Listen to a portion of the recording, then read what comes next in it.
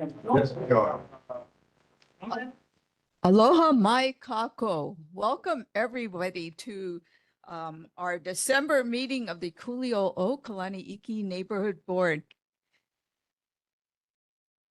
As we enter this holiday season, may you all stay safe and sane and enjoy a happy and relaxing next few weeks. And I want to first thank our first responders, our police and firefighters for being here and for taking care of us. And guys, please come on in, starting with Honolulu Fire Department.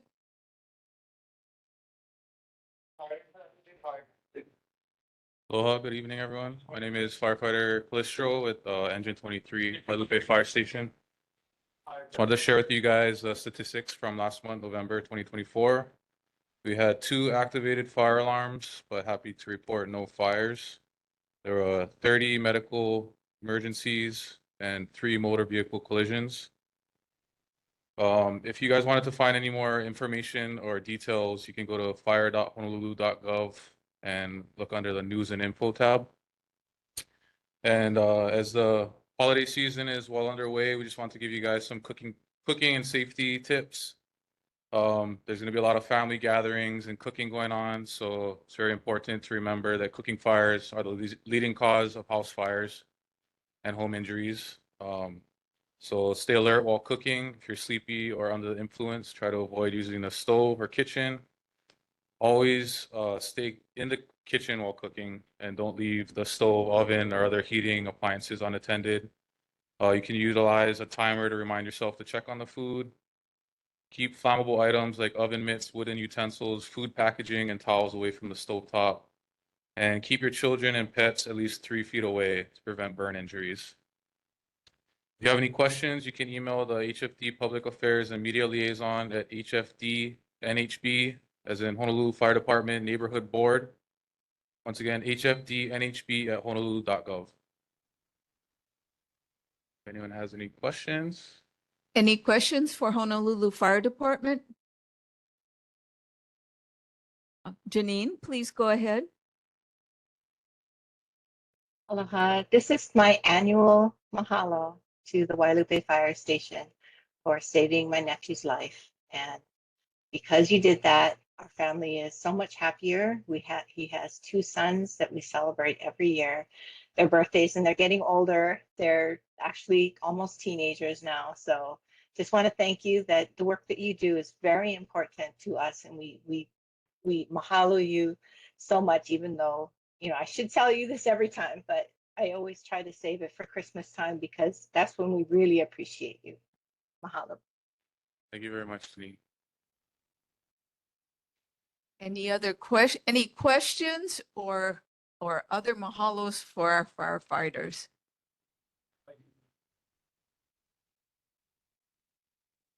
No candles? And fireworks with New Year's Eve. Now we hope that you don't get too many calls. There will always be stupid people. Please stay safe, and I hope and we hope you have a chance to enjoy the holidays and with your families. Thank you very much. Have a good night, everyone. Thank you. Okay.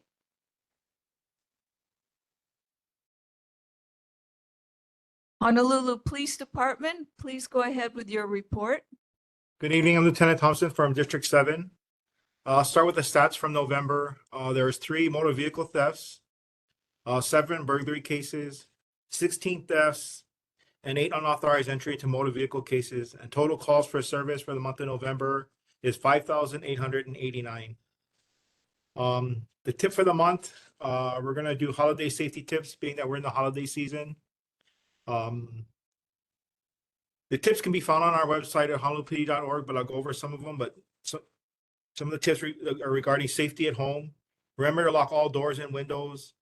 Don't display gift boxes or gifts that can be seen through an open window, as well as empty boxes at the trash. Try to break down your boxes and store them in your trash container. So you're not advertising that you have a brand new TV or something during the holiday season. Christmas trees, make sure that if they're live Christmas trees that they're watered. And when you're done, dispose of them properly. Never leave your tree near open flames such as a candle.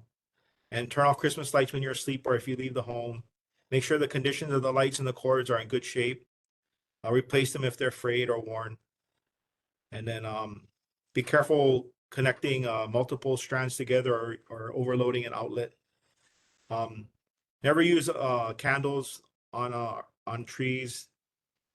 And yeah, have fire extinguishers nearby. And when you're shopping at the mall, park in well-lit areas. Check your surroundings when you park. Make sure there's people not watching you. And then if you have to take packages to your car, try to store them out of sight and make sure that, again, no one's watching you store packages when you go back to go shopping. And then and even afterwards, Christmas is break down your boxes. Don't advertise what you may have, new electronics or whatnot. The thieves are out there and they scout areas and they see those things and it gives them opportunity to target your home. So please be careful during the holiday season. And that's all I have at this time. Mahalo. Are there any questions for Honolulu Police Department Lieutenant Thompson? Janine, please go ahead. Again, I would like to give my annual mahalo to the District 7 police officers for their excellent work in keeping us all safe. We really do appreciate you every single day, especially when we see your cars going after those speeders down the highway, which they do a lot. But yes, thank you so much for putting your lives on the line every day. We really do. Mahalo you. Appreciate it. Thank you. I have a comment. We have a comment from Tim Stanton. Hello? Yeah, I've just got back on my feet again. I was assaulted outside our school in Manoa. And I want to thank the police for responding quickly. I was taken into emergency room, and it's now, I hate to say, a felony assault because I'm over 65, which you would never guess, would you? No. Anyway, parking in these malls and shopping centers, you have to be careful because there are rules and regulations for merchants and shoppers. And the idea is we can meet together peacefully and do trade. If you don't do that, if people get into areas where they're not supposed to be, there can be issues. I know that firsthand. Thank you. Tim, can you just say who, tell us who you're speaking of, people who are not supposed to be in places where there are shoppers and regular customers? Okay. Carolyn, my wife, who owns the school, has taught every single Attorney General's family but one for 40 years. The consensus of opinion is all the shopping centers run by rules and regulations. So not to really put a fine point on it. There are some areas which are off limits and they are all carefully posted. And that's to enable merchants to receive shipments to park their cars in different areas from shoppers. When those get muddled up, people can get bent out of shape. And that's what happened in my situation. But we've had instances where earlier this year, our concierge, 2 parents and kids saw a stabbing right outside our front door. This should not be happening. Okay, well, basically, Tim was attacked when he tried to enforce one of the reserved parking lots for students. So that's what he's. I wouldn't say enforce. I asked nicely if somebody could move their car, and they went ballistic. Okay. Well, I wanted you to come up with a good story like Kung Fu and, ninja and that but I'm English. Okay. I can do Monty Python flying circus, but no kung fu. Okay. Yes. Well, again, mahalo, Lieutenant Thompson, to you and all of the members of the police force for helping and keep us safe. And we wish you happy holidays and may you stay safe and healthy as well. Thank you. Happy holidays to you as well. Thank you.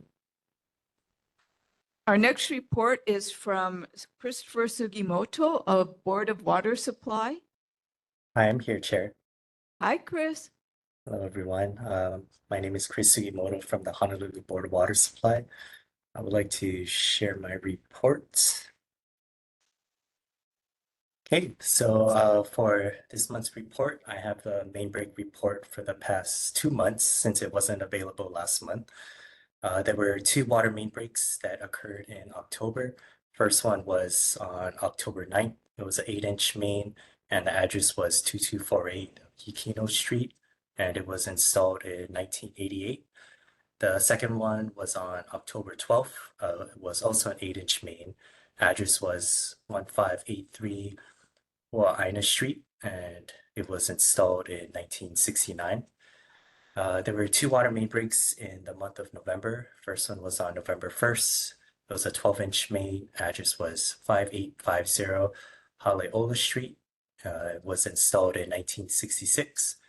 And the last one was on November 30th. It was an 8-inch main, and the address was 408 Ha'o Street, and it was installed in 1950. Tonight's general water announcements. Topic is about scams. It's the holiday season, and utility scams tend to increase during this time of year. Be aware the BWS will never call demanding bill payment under immediate threat of shutting off your water service. The BWS does not accept payment via Bitcoin prepaid cards or third-party payment apps. Be sure to verify their credentials if approached by someone claiming to be from the BWS. Be cautious of emails urging you to click an embedded link or attachment to pay a bill. Online bill payment is done through the BWS payment portal at www.boardofwatersupply.com. When in doubt, you can call the BWS at 808-748-5000, option 0. That's the end of my report. Does anyone have any questions or comments for BWS? Any questions for Board of Water Supply? Chris, please go ahead. And please state your name as well. My name's Eric Chang. The Board of Water Supply had a water main break on Howell Street. I believe that was by one of the newly installed bus stops for the Waikiki to downtown bus. Is the rest of the street line in danger of more breaks that would cause more work done?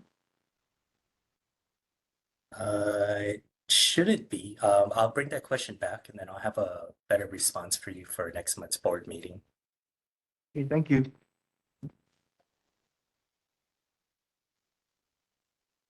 Any other questions before Chris goes offline? Or Chris, you're welcome to stay on with us. We have a Board of Water Supply presentation later, although you may be very aware of the nature of that.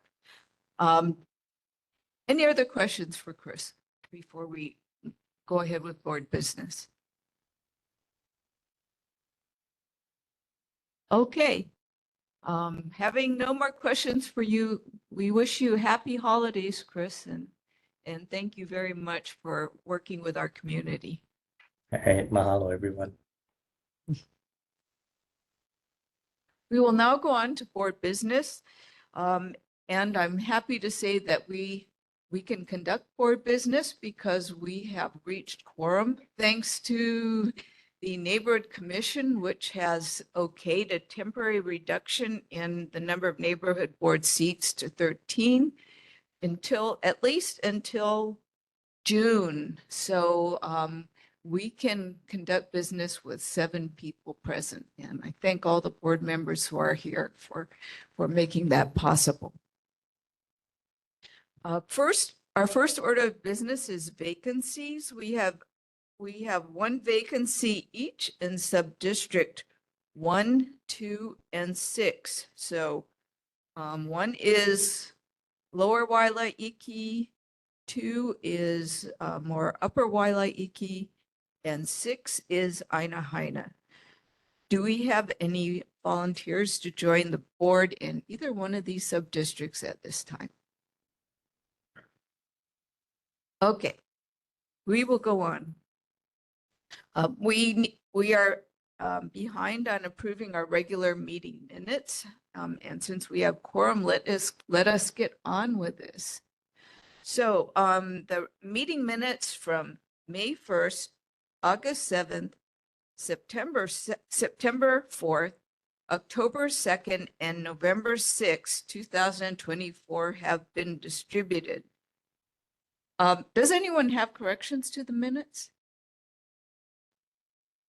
They were sent out after each meeting. So they will go into the next, into, They can now go on. Oh, well, they can now go on the neighborhood board website. They'll be what about fine. like in February? I submitted this in October. I submitted this in October, so, but it hasn't been put in yet because we didn't have quorum. So will these minute corrections show in February? Because you're supposed to show them. For which month is that? October 2024. For the It's October It's 20, for correction for September 2024. for the minutes. And I correct. submitted. Yes, so it's been corrected. So it will reflect, it's already reflected until the But- September. But not, but they didn't reflect. We It, didn't have it will, quorum. it will be reflected once the, everybody proves it tonight. Okay, I'll make the changes. cool. Thank you. Shall we wait until the changes have been made and everyone can review them? So we can tentative. Yes, please. Corrections. What you mean? Yeah. This would be for the minutes of September 4th, 2024, submitted in October 2024. Under page 4, under Hawaii Department of Transportation, HDOT, Casey, here's the correction. Casey Abe stated that the State Department of Transportation would not install a large Iki Place directional sign on Kalani Aneole Highway. 10 parcel owners were contacted out of the 13 that exist, and they signed a petition against the new large highway sign because a city and county road sign already exists. What they requested instead was a dead-end sign to be posted.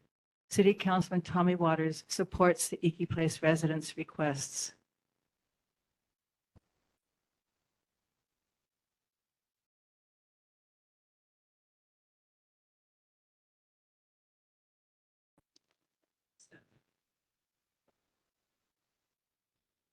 Thank you, Sherry. So for October 2nd, September 4th, the corrections have been reviewed. No, I have I have. Okay, so the corrections have just been added. Are there any other corrections for the September 4th minutes?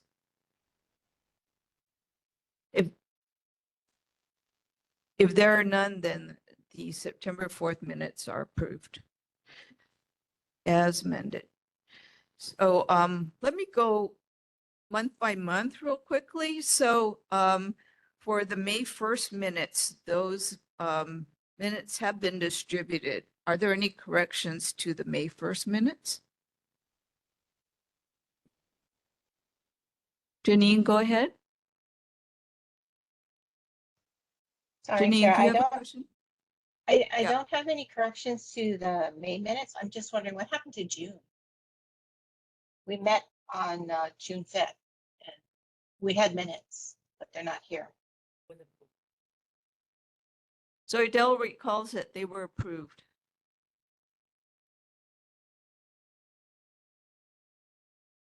The June minutes were approved.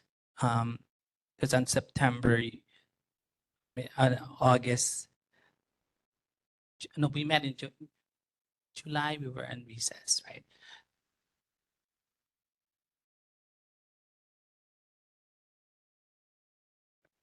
Yeah, so July, yes, we were quorum, yes, so it was approved, but we forgot about on the agenda the May 1st. That's the reason why May 1st was put on the agenda. It was an oversight for on the agenda. So June minutes was approved in July 2024. August.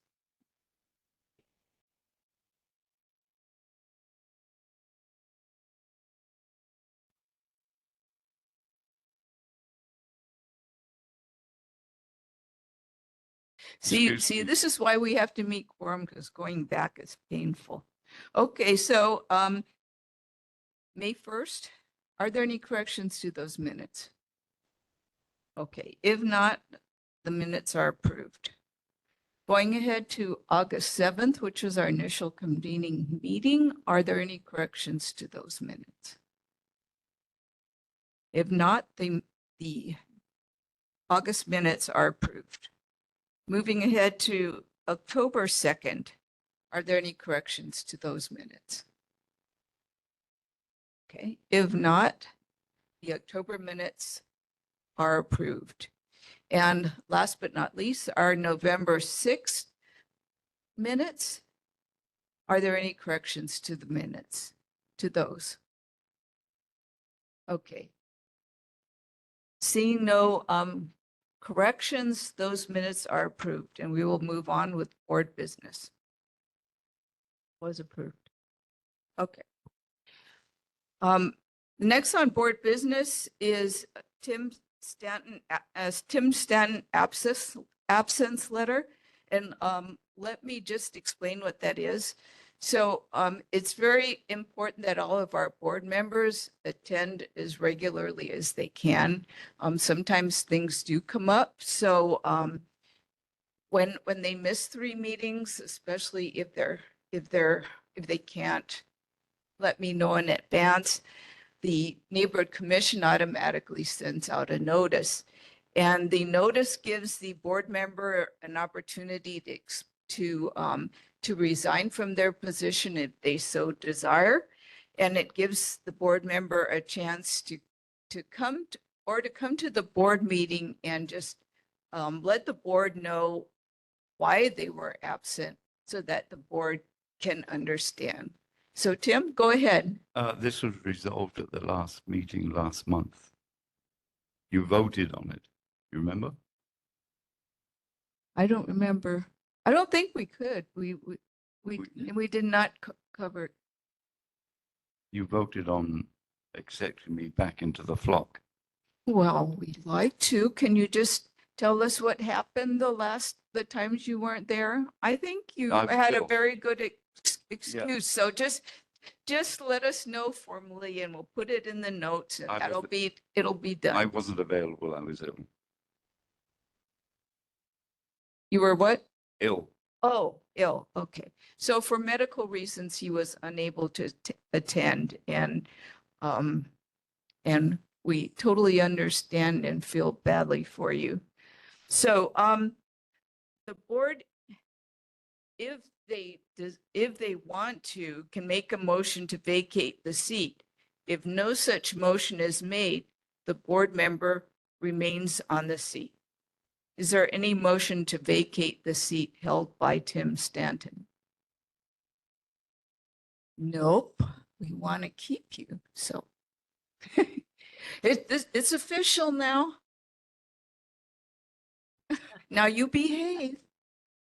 That's an English thing. All right, next. We will postpone a position statement relating to the Kaiwi Channel wind turbine project until the next meeting because we don't have one. Okay, quickly announcements. Yes. I think we were going to adopt the the resolution that was put forward by the Hawaii Kai Neighborhood Board because it said everything for all time and all places. All we needed to do was get a copy of it because it's really very good. We didn't have to reinvent the wheel on that. Okay. So how do we do that?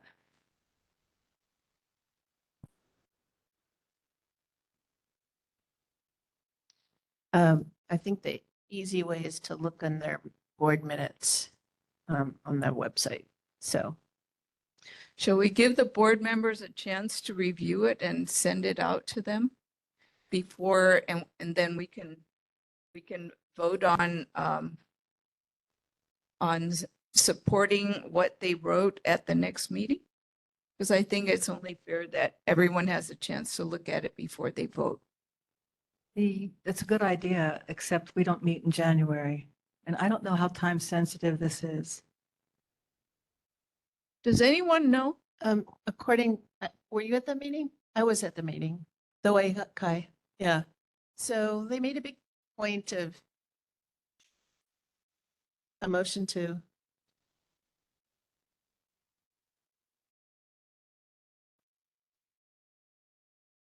That's certainly simpler.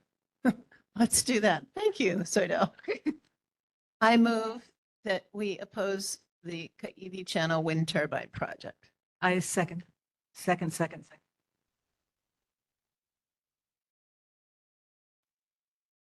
Are there is there any discussion about opposing the Ka'ivi Channel wind turbine project? Okay, all opposing the wind turbine project, say aye. Okay, anyone in favor of the No, we don't want to get too confusing. Did we, okay, is there anyone with a different opinion?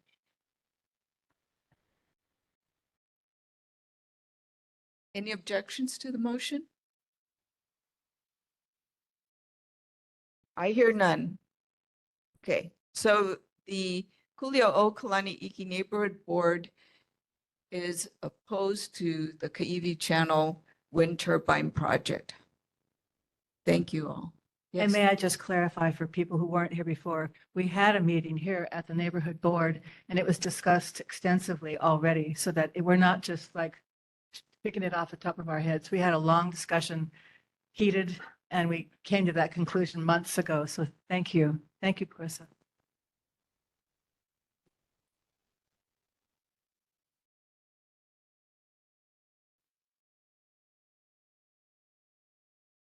Okay. Next, we have announcements. So for all board members, please be new or senior board members, please be aware that every 2 years, each member needs to file as a candidate for their sub-district, and the candidate filing deadline is February 21st. Voting on all board positions will be between April 25th and May 16th. So I encourage you all to submit your names as candidates and just describe why you love to be on the board, and what your main passions are, what's important to you, and hopefully we will see all of you after the summer when the new board term begins, and you will be officially sworn in by the Neighborhood Commission in summer, and your term will be a 2-year term.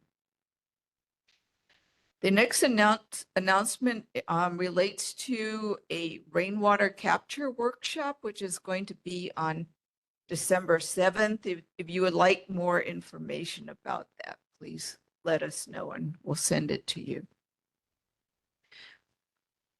We now have a special space on our agenda for members of the public who want to mention a concern or a question that is not on our agenda. Please go ahead. And can you come up and give us your name and and speak closely into the mic so we can hear you. Jill Edelman, could you let us know the easiest way to get in touch with you about that rainwater workshop? Yes, Thank you. I can give it. Yeah. So Adele can send it to you. I think she signed in. And I have the flyer. Yes. Okay. Thank you for asking. Yes, sir, please stand up. Aloha. My name is Joe Watt. I live and work on the Kuli'ou'ou Coast at Key Project in Kuli'ou'ou. The reason I'm here today is because my family home is on Ha'o Street. That's the house where my dad grew up. That's the house where I'm going to die. And we have a little fire ant infestation. And so that's something that I feel like is often mostly spoken about on the Windward Coast, but it is something that is not limited to the Windward Coast. I went out with some folks from the Oahu Invasive Species Committee, and we delimited. It's over 11 houses. And so I just wanted to make sure that we knew that these infestations can grow to a size where they need really coordinated community responses very quickly, like before people actually figure out that they're over there.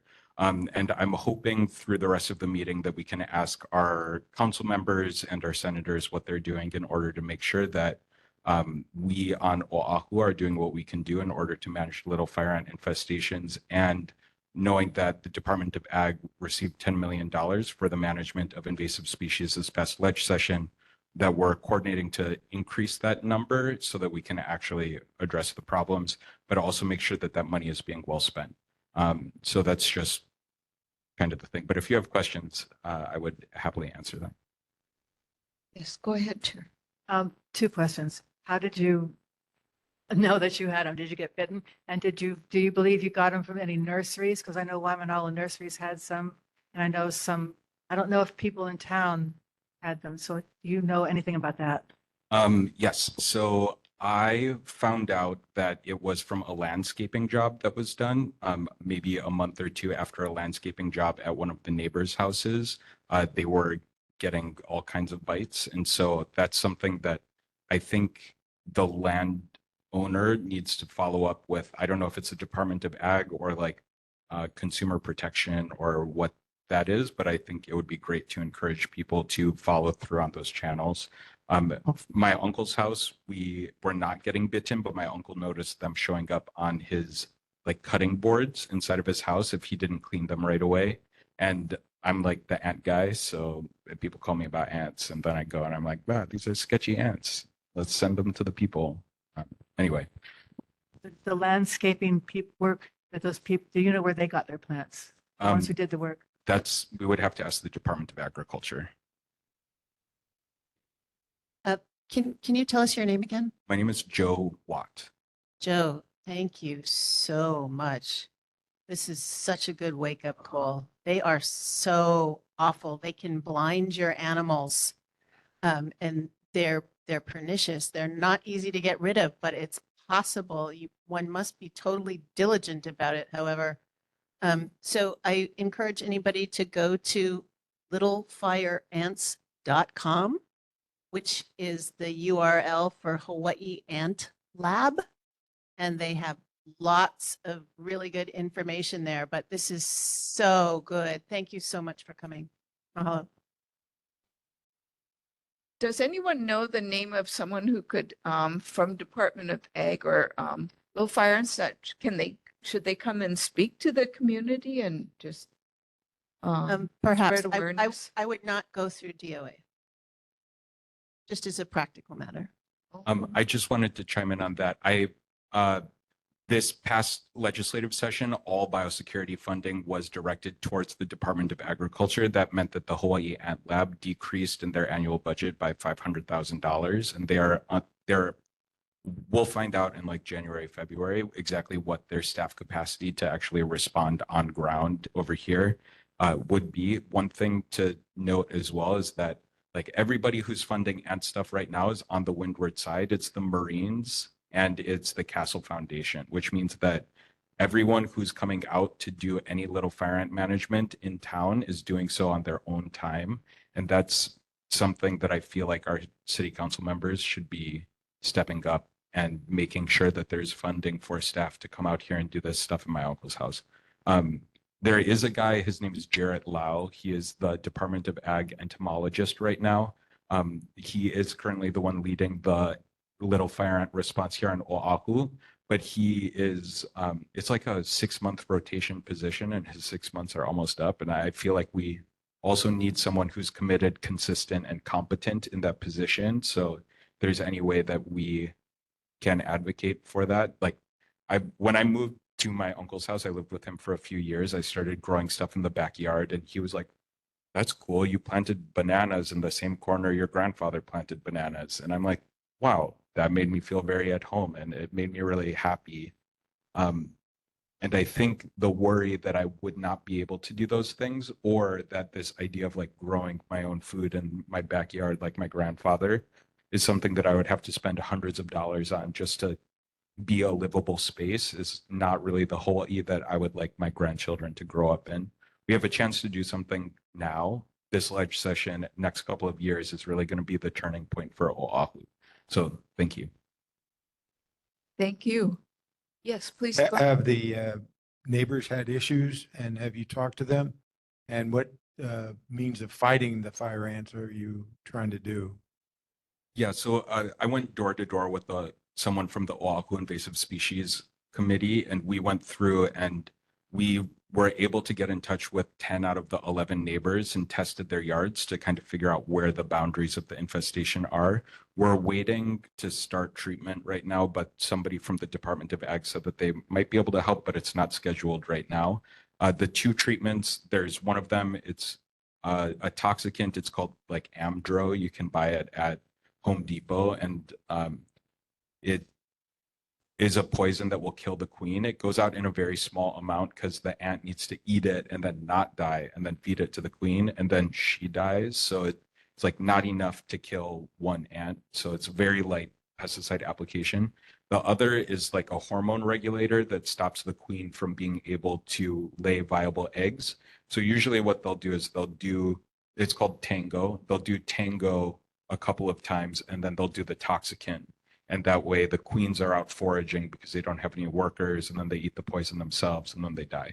So the good news is it is extremely effective when it is done punctually and reliably. They eradicated little fire ants from a 130-acre forested area on Maui with a helicopter, but they also have the biggest county level contributions to their invasive species committee.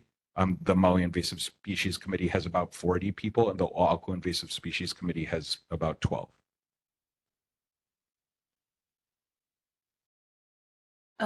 I just wanted to mention that the money that was approved by the legislature for invasive species was vetoed by the governor in large amounts. So we have that issue too. So there is a good page on that little fire ants thing on how to treat them, and it includes what he said, but also a gel bait. So it's a really good resource.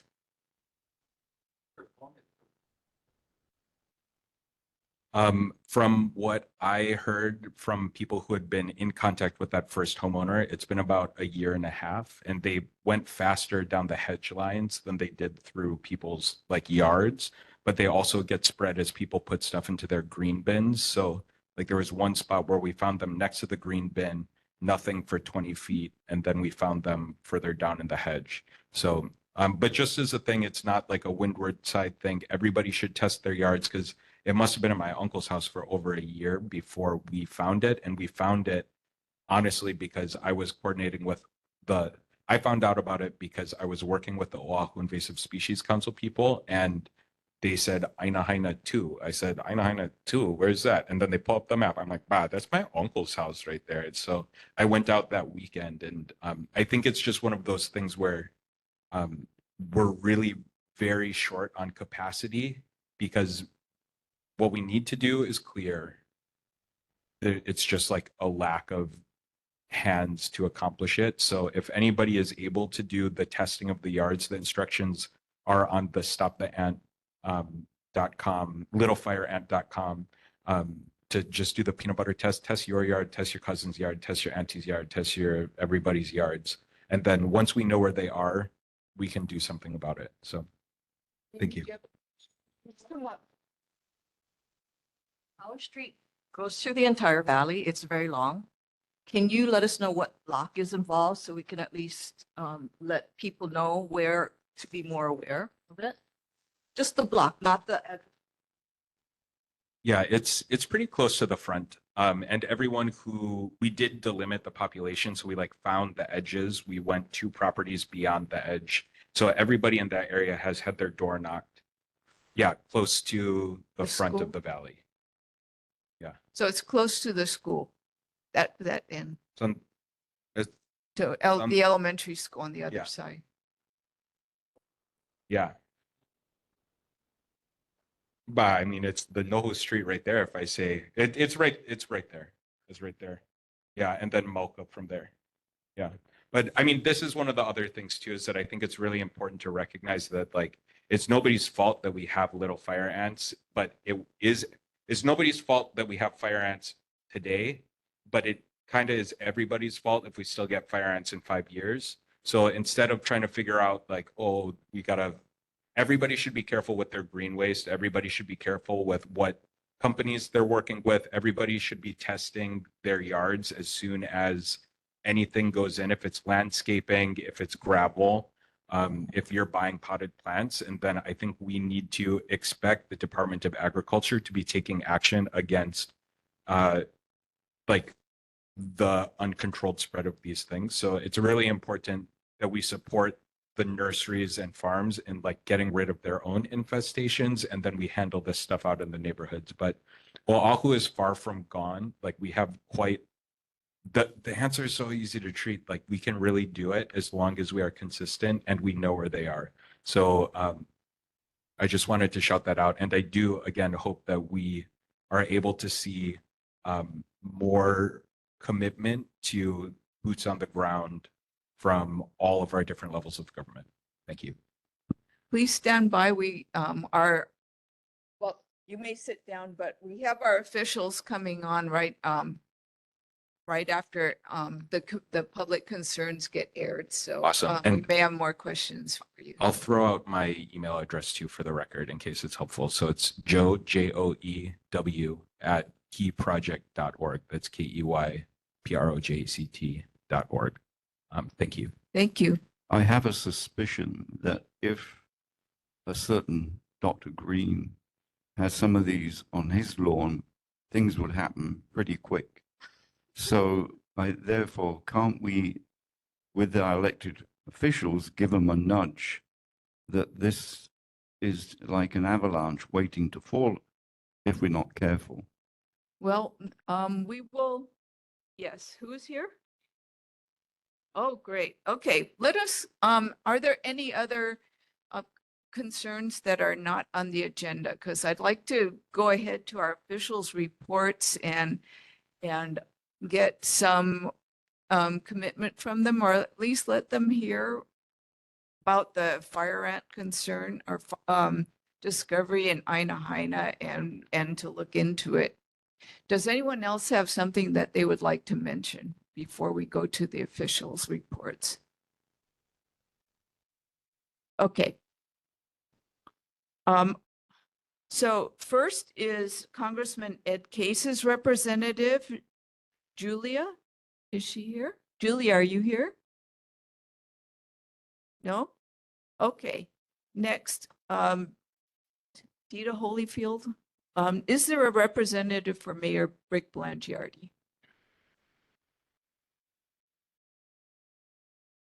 Okay. Okay.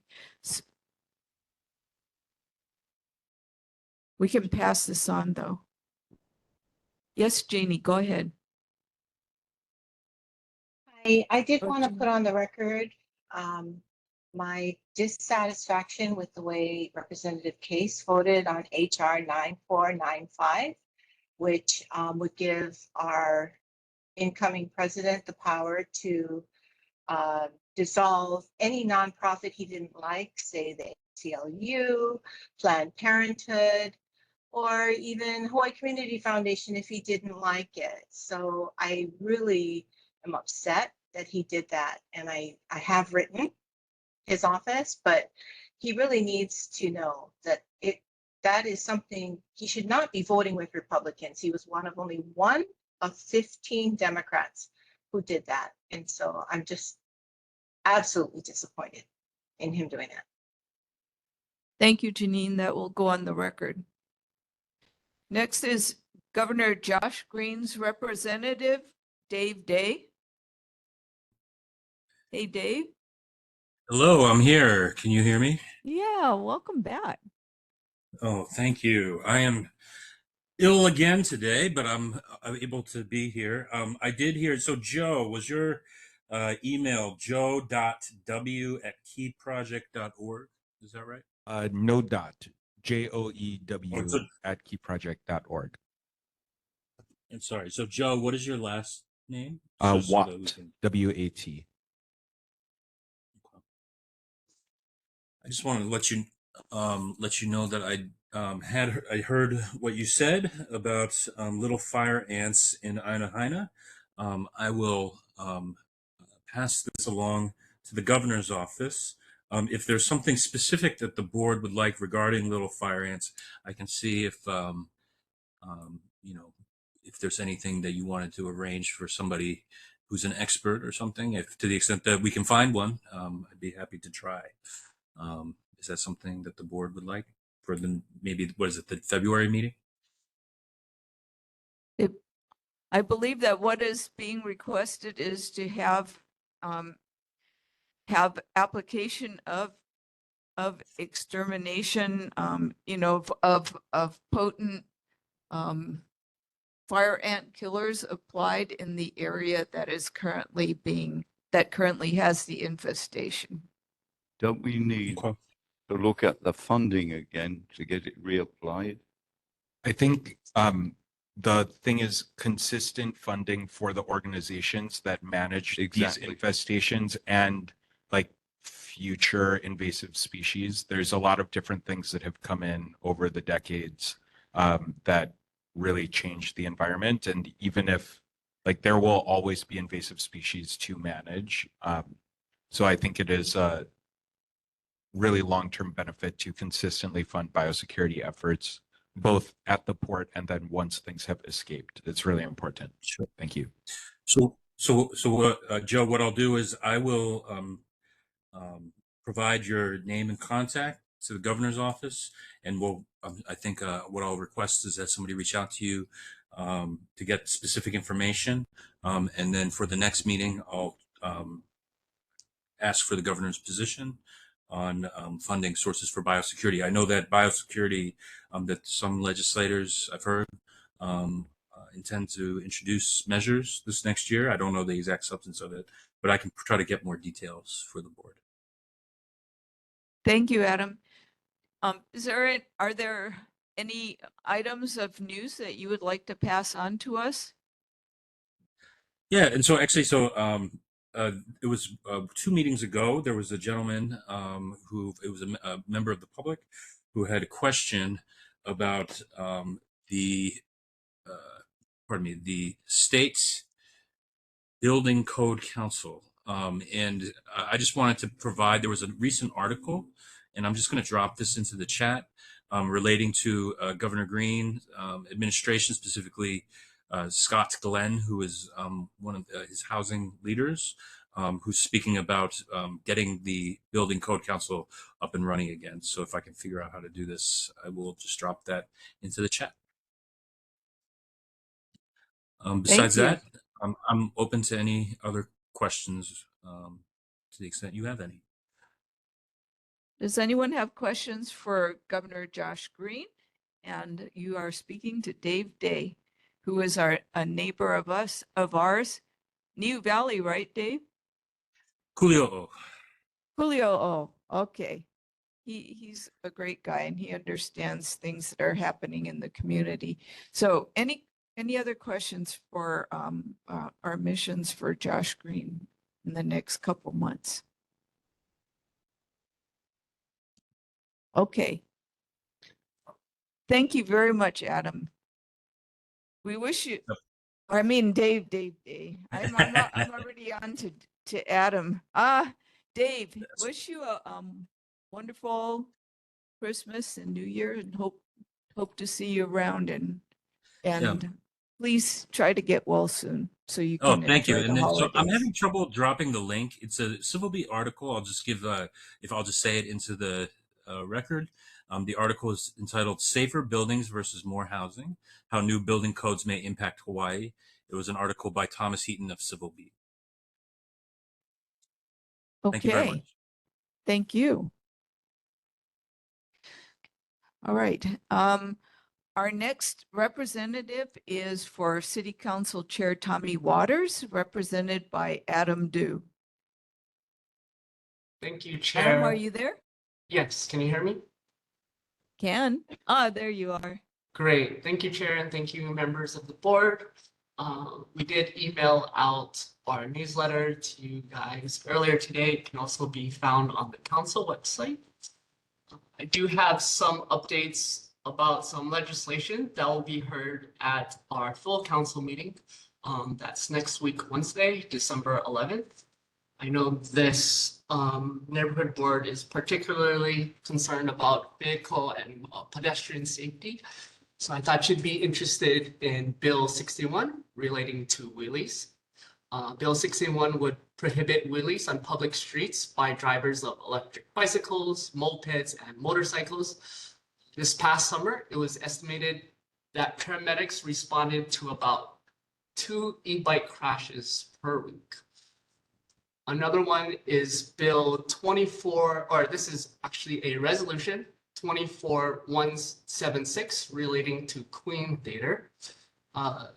This would start the process for the city to take the steps necessary to acquire the Queen Theater in Kamaki for the public purpose of developing a multi-purpose venue for theatrical, musical, and community performances for the use and enjoyment of the public. This could be a theater that Ainahaina Elementary School students or Kalani High School students or the Manoa Valley Music School that Tim helps runs. This could be a great opportunity for that. Another one is Bill 59 relating to single-use plastic bottles. If passed, this bill would prohibit the sale of single-use plastic bottles on city property. The city would like to set example of reusable water bottles or the use of aluminum or glass bottles that have a much higher recyclability rate. Then lastly, there's a good discussion about little fire ants. I do want to say that last year, the City Council passed Resolution 23-308, which recognizes the county's importance role in invasive species. DLNR, through the Department of Agriculture, is responsible for preventing fighting little fire ants, coconut rhinoceros beetles, and other invasive species. But this resolution addresses the city's role in working with collaboration with the state. At our next neighborhood board meeting, I believe in February, I can provide an update on that, along with Dave, maybe Dave from the state side. Thank you, Dave, and I can provide an update from the city side. Just like Joe said, it's very important to test your properties. So like he said, stoptheant.org, you can request a free ant collection kit. And with that, happy holidays. And is there any thing that I could bring back to Chair Waters, or maybe answer that I can provide you right now? Raise their hand. Go ahead, Bill. Thank you, Adam.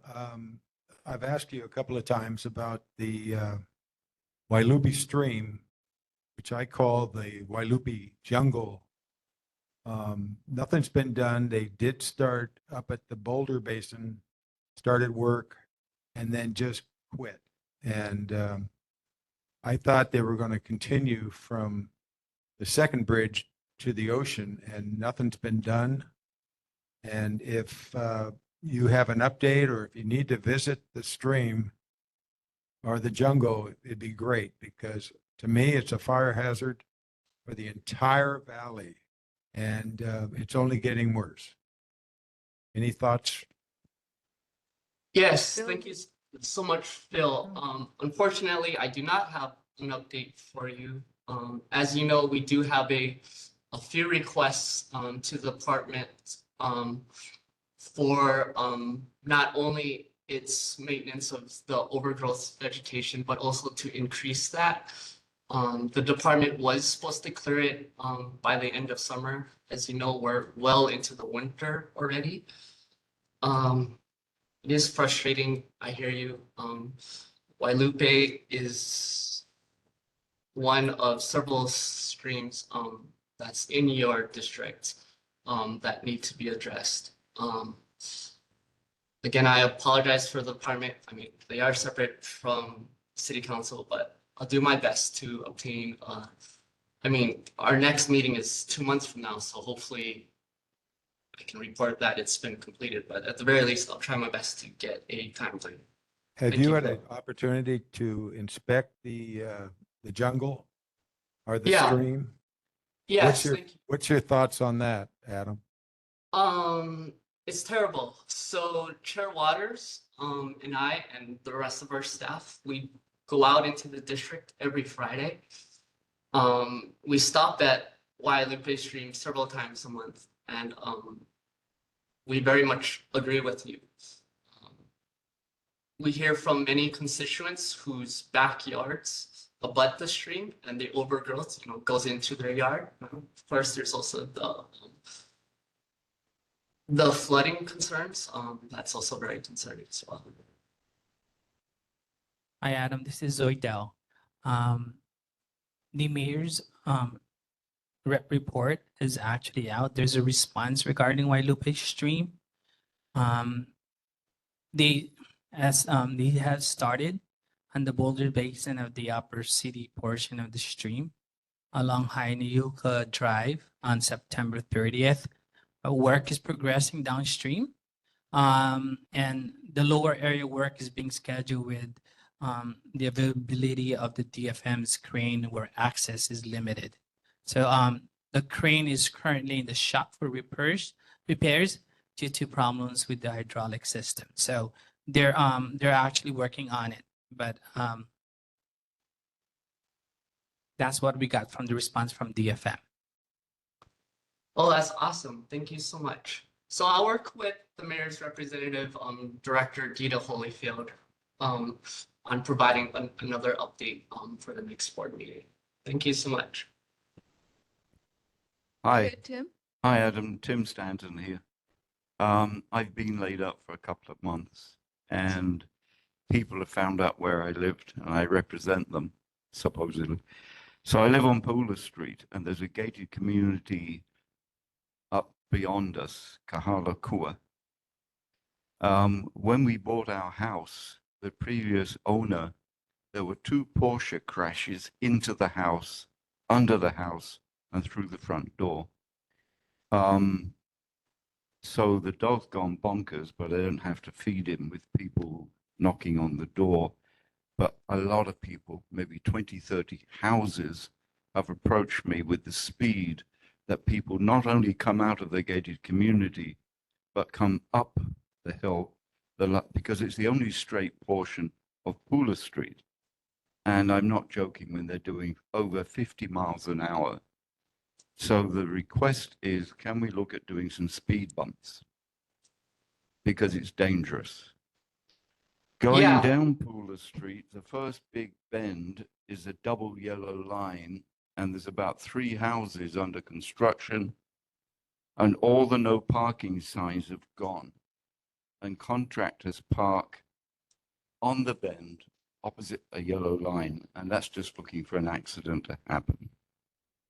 The other issue is a lot of people are really upset holiday seasons.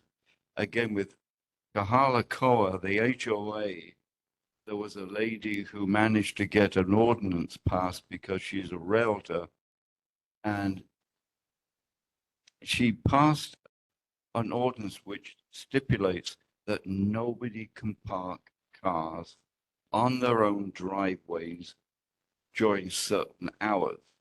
So guess where they park? Opposite all the houses where the straight bit is and people are speeding. I'm not exaggerating this. There's going to be a nasty accident. Adam, is there a way you can look into this, please? Thank you. Tim, could you please share your notes with Zoidel, and he can forward them to Adam. Great. Okay, yeah. Okay. Yes. Well, I think Joe was next. Joe, please come up. Aloha. I was just trying to follow up on the question about Resolution 233308. When I was looking at that, I saw that it acknowledged that the city and county had a role in managing invasive species, but did not fund or support or give direction on what departments should be doing that.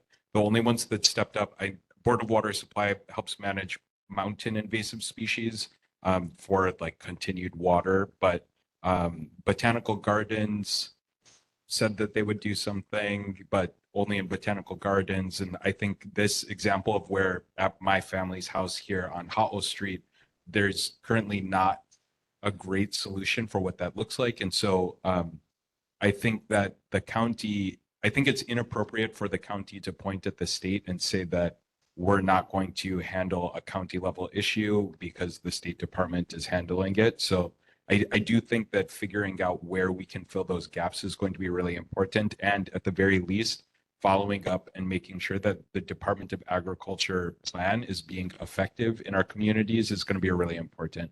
So if you guys could check in on that stuff, and then maybe kokua with the work that Councilwoman Kia'aina and Matt Wire are doing for invasive species management around the island. I would appreciate it. Thank you. Yes, thank you so much, Joe. The city administration did provide a report following our resolution. I don't have it with me now, and I want to speak accurately. So I'll get that to you and to the neighborhood board. Thank you. Thank you. Other questions? Go ahead, Terry. Adam, we're requesting that you could possibly stay on for the discussion with the Honolulu Marathon. But I also wanted to ask you, can you help? I think the Iki Place dead end sign that they need. I fear we're going to get caught in the, oh, it's state, oh, it's city. And it's actually a little city area, but it's private road. And I think the city Department of Transportation Services or through the councilman's office could hopefully get involved and work with state DOT to try and get them a very simple dead end sign there. Because people have had to put up cones in front of their walls to stop them from breaking the walls down all the time because it's dark and there's no, they can't see, so they hit the walls. And So thank you so much. So our office is working with Casey Abe. This is his expertise. Actually, I believe I see his hand up, Chair. I don't know if you'd like him to speak right now on that. Casey, are you there? Yes, I'm here. Yes, in my presentation, present our proposal where we will install a no outlet sign. That's what we normally put in, a no outlet.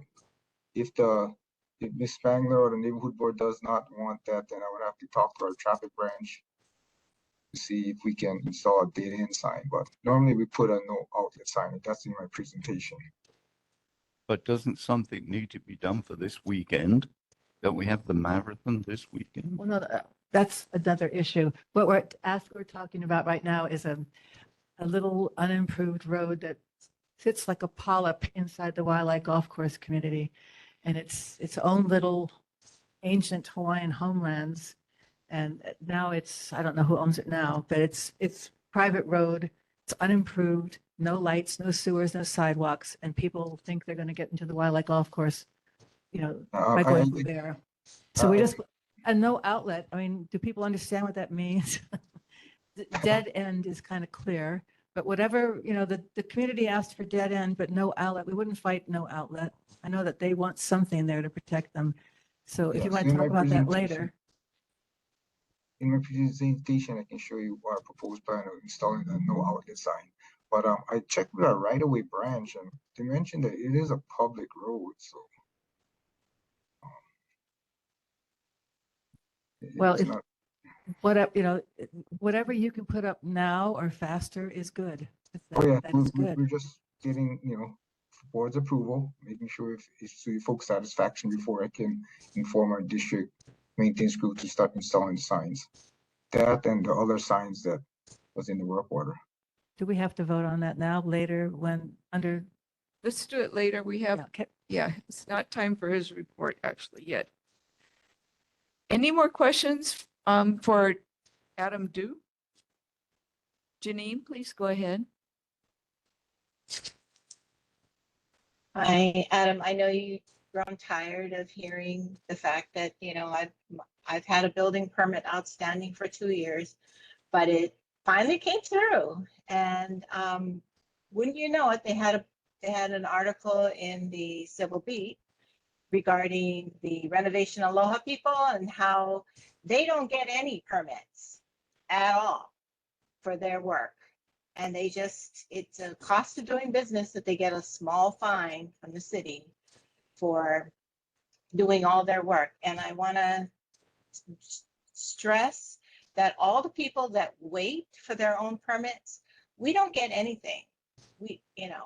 But it just seems like these people, they get to flip homes and do this and get away with it. And I want to know what the councilman is going to do for discouraging this kind of activity where these home flippers can come in and just start working, buy a home, start working and flip it. And then somebody buys it and they don't realize that, oh my God, I don't have a permit for all this work that I've done. And it seems like it should have been stopped by now, but apparently not, because they're in season 2 filming. No, thank you so much, Member Johnson. I was actually working on that while I was preparing for right before this meeting. We are brainstorming some ideas. Now, those, like you said, it is their cost of doing business. They are getting notice of violations and are getting fined. But when they're profiting several $100,000 on these flips, they could absorb those costs. So we are looking into some type of ordinance that could stop these types of things, because it is terrible. The good news is on permitting. I'm so sorry that your permit has taken way too long, over 2 years, and many other permits as well. DPP has reported a significant decrease in the times. I'll email DPP's report to you and the neighborhood boards. It could also be found on the city council's website. But thank you, Member Johnson. I'll follow up with you on potential legislation that we could try to introduce for flippers like that. It was very discouraging. Thank you, Adam. Any other questions for Yes. for Adam? Hi, Adam. I forgot to mention on Pooler Street, they still haven't found those elderly people in the grass curb, which is now 4 feet high. And it hasn't been cut for 3 months. And it's not good enough, because when they do cut it, they just drop the rubbish on the floor and it drifts down and blocks the drains. So that's a whole area of city-county sidewalk. People just don't want to walk down there. It's blocking the sidewalk. Thank you. Thank you, Jim. I love this board. You guys really put me to work. I will follow up on that one as well.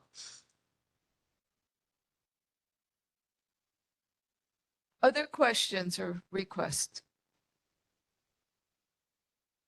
Adam, thank you so much for bringing these things to the attention. I'm wondering who would be responsible for putting in a work order, though, to stop a fire ant infestation before it spreads over the next 2 months during the wet season. How can that be accomplished? Yeah, so I would, for that, I would contact the Department of Agriculture. I did pull up their phone number, but I'm so sorry, on all my notes, I lost it. Uh-oh. Okay. All right. But you When can you- call their general number, 587-04000, and they will be able to direct you. That's 587-04000. Okay, and Or you can whatever also funding, contact Tommy's Archer Waters office, and we can help you as well. thank you, Adam. Thank And you. we really appreciate you and wish you a happy holidays and you know, we look forward to seeing you back in January all refreshed and hopefully not tired of us, not with all our requests. Now, take care, stay healthy and safe. Thank you so much. You too. Next is Senator Stanley Chang. Do we have a representative for Senator Chang? No? Okay, please go ahead. Yeah, aloha. This is Ruben. I'm with the Office of Senator Stanley Chang. I'm the new office manager. I'm sure you've seen other people in the past from his office, but just a quick Welcome. update. So, yeah, thank you, and happy to be here. So we were notified by the Department of Design and Construction with the City and County of Honolulu that there's going to be some road construction that's going to begin on December 9th, and it's going to last for 1 year. And specifically in Aina Haina, on Ahu Vale Place and Ahu Vale Street. So we wanted to just inform people of that, plan accordingly. Construction will take place from 8:30 to 3:30 Monday through Friday, not including the holidays. And again, it's going to last for 1 year. You can find more information on the mayor's website, or you can contact Cindy Cromwell. I can give you her number. It's 808-396-2469. And so there's expected, traffic delays with that. There's going to be installments of an under drain, adjustments to utility manholes, and then just reconstruction of asphalt and concrete, in addition to, adjusting sidewalks and installation of pavement markings and traffic signs. But that's it for me. You can also read the new newsletter from Senator Chang on his website. There's a lot of stuff on housing. As you know, he's a big advocate for more affordable housing. And that's it for me. So do you have any questions that I can take back to the senator? Thank you very much, Ruben, for joining us tonight. Does anyone have questions for Senator Chang? No, not at this moment. We really appreciate you Okay. being here and look forward to seeing you at our next meeting in February. Yeah, thank you for all you do for our community. Thank you. Okay, our next report is from Hawaii Department of Transportation. Okay, I skipped. Casey, I keep seeing your name, but okay. First we have a report from Representative Mark Hashem, if he's with us. Nope. Okay, Casey, it's yours. Hi, Casey. Hi, you can see my screen here. Yep. Good evening, Chair Burkett, members of Kuli'ou'ou-Kalani Neighborhood Board, KCR from the State DOT Highways Division. Sorry I missed your November's meeting, but I was on vacation.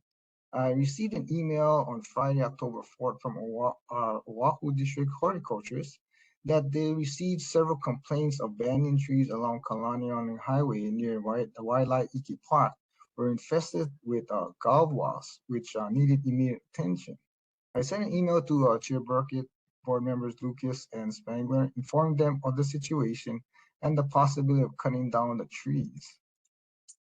After inspecting the trees, we decided to trim some of the trees and completely cut down others to prevent any accidents from branches falling onto any vehicles. The tree trimming occurred during the last week of October. Talking to our horticulturists, we will plant new rainbow shower trees as shown in this slide, which are not susceptible to this gall wasp. But I will need to report back at a future meeting when the planting of these new trees will be scheduled.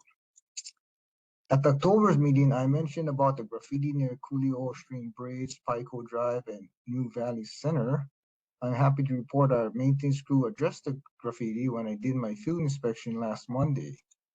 But I'm still working with our maintenance crew to clean up the pile of trash hidden in the tree line behind the Pico Drive bus stop. During October's meeting, I forgot to mention that our maintenance crew did repair the highway lighting at West Halimau. And I'm also glad to report our maintenance crew finally replaced the missing highway lighting standard near Wailaiki Park going westbound. But we are still working on replacing the missing highway light standards across Wailupe Fire Station and near Kawahai Street. During my field inspection last Monday, I noticed a new white flexible delinear post from the end of the H1 freeway eastbound to Anakoa Avenue and the Waikui Street intersection.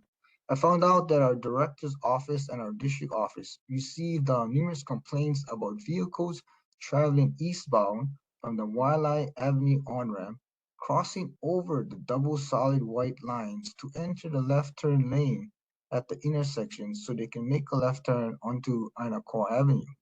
Therefore, we decided to install delineators on the double solid white lines to reduce the potential of a future accident. And during my October's meeting, I mentioned about installing a no outlet sign at EK Place. This slide shows where we plan to install the new no outlet sign. And finally, at last month's October's meeting, I mentioned that the neighborhood board assistant Zoriel posted on the neighborhood board's Google Drive the electronic file of our complete work order that shows all the overhead street name signs and the van street name signs we plan to install along Kalani Highway. I hope the board members had the opportunity to review the work order. If the board does not have any more comments or concerns, I will inform our maintenance crew to start installing these signs per the work order. This concludes my report. I can take any questions at this time. Go ahead, Sherry.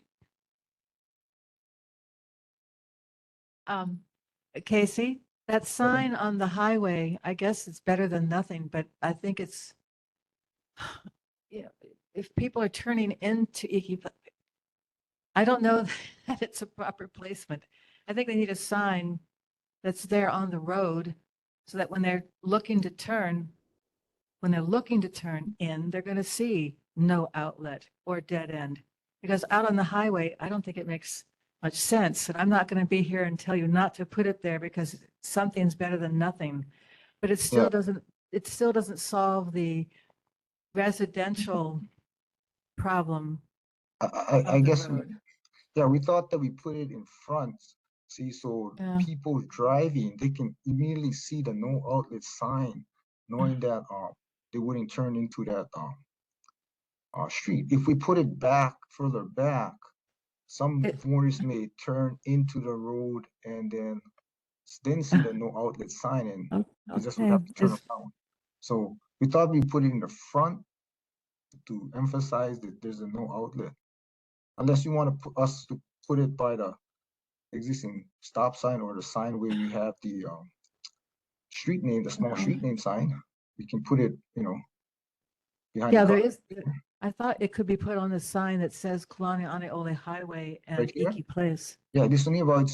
Well, I can ask our traffic people, but I do notice that if we put it on that same post, it will be below the stop sign. As you know, as you exit, there's a stop sign on this side here. It will be below, although it's behind the guardrail. It'll be too low just in case somebody walks behind the guardrail and hits their head. We're concerned about tort litigation. That's why they decided to put it on a new signpost at the proper height.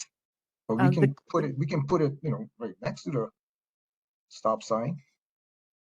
Sherry, how about you discuss it Yeah. with the residents and then get back to Casey? Yeah. Okay. Is that a white No, backdrop to no, the no it's- outlet, or is it just that no, it's just, yellow? yeah, it just be a yellow. They just put Okay, this I white don't know why the back. white is there. Okay. Yeah, Well, see you're- what they think and let Casey know. Let Casey, let's put it like this. If you put that sign there, will that preclude another sign being put up that might be more efficacious to the issue? Yeah, I guess Efficacious. where you just gotta let us know where you wanna put the sign. I mean, Because it seems like a city issue and not state. Oh. I'm happy that you are dealing with it on the state side, but it's a city area. Conceptually, even though it's private, okay, I it's mean, not a state highway. if you don't want us to install the no outlet sign, we don't have to. That No, no, not you go right ahead and then we'll deal So- with the city. So I'd go, you say go right. thank you. Thank you. Yes, I say thank you. Thank you, Casey. Put it in and we'll talk with the city too. Okay, And thank you I guess so that much. no other questions on the other Yes, sign? We have a question This from is Tim Stanton. This is Tim Stanton. Casey, it doesn't often happen, but I really want to congratulate you and the board, whatever. Those cones that you've put up are about 10 years late, but they do an absolutely excellent job. Thank you. Phones where? At the end of H2 going Oh, on, the white ones, those Oh, poles that have come they're up. Oh, yes. absolutely essential. Yes, thank you. Thank you. All right, Casey, yes. Oh, go ahead, Sheridan. Of course, come on up. Yes, Stephanie Spangler. Casey, Yes. I'm really sorry that you didn't ask our Waialae Golf Course Community Association about putting up those poles that Tim likes. There's collateral damage to what's going on with that. We have cars now coming into our community doing U-turns right there. As we're turning in to go home, people are U-turning to go across the highway. And now they're coming down our street to Jug Handle to go back out and across to Inacoa or wherever they're going. So that was very poorly thought out. It solves one problem, but it's made an issue on the other side. Is there anything that can be done about that? Thank you. Okay, I would have to go back and inform our traffic office that it maybe had resolved one problem, but it had created another problem. I guess we have to determine, you know, which is more important, because we installed it because we wanted to prevent a future accident from occurring where people cross over the double solid yellow line. That was our main concern. And there was complaint. May I just ask where else on the island you've done that? Recently, the one that I know of is, it's not exactly the same situation, but if you're on Kamehameha Highway going eastbound by Acacia Road, where you have that Sam's Club, we had a double left turn lane. We had to install these delineators because people were queue jumping from the through lane into the left turn lane because they wanted to get in to make a left turn into Acacia Road. So that's the most recent location I know of. I mean, I can show you a picture of it at the next month's meeting, because I did have Okay. concerns too from the Pro City neighborhood. Casey, thank you so much for listening to all of our requests and trying to do the right thing.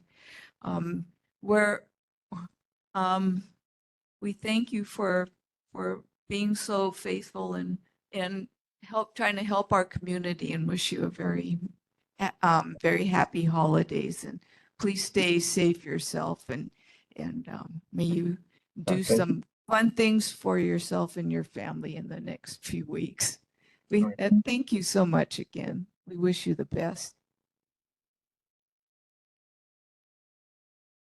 We'll now start with our presentations, and I'd first like to ask if JJ Johnson is here from the Honolulu Marathon.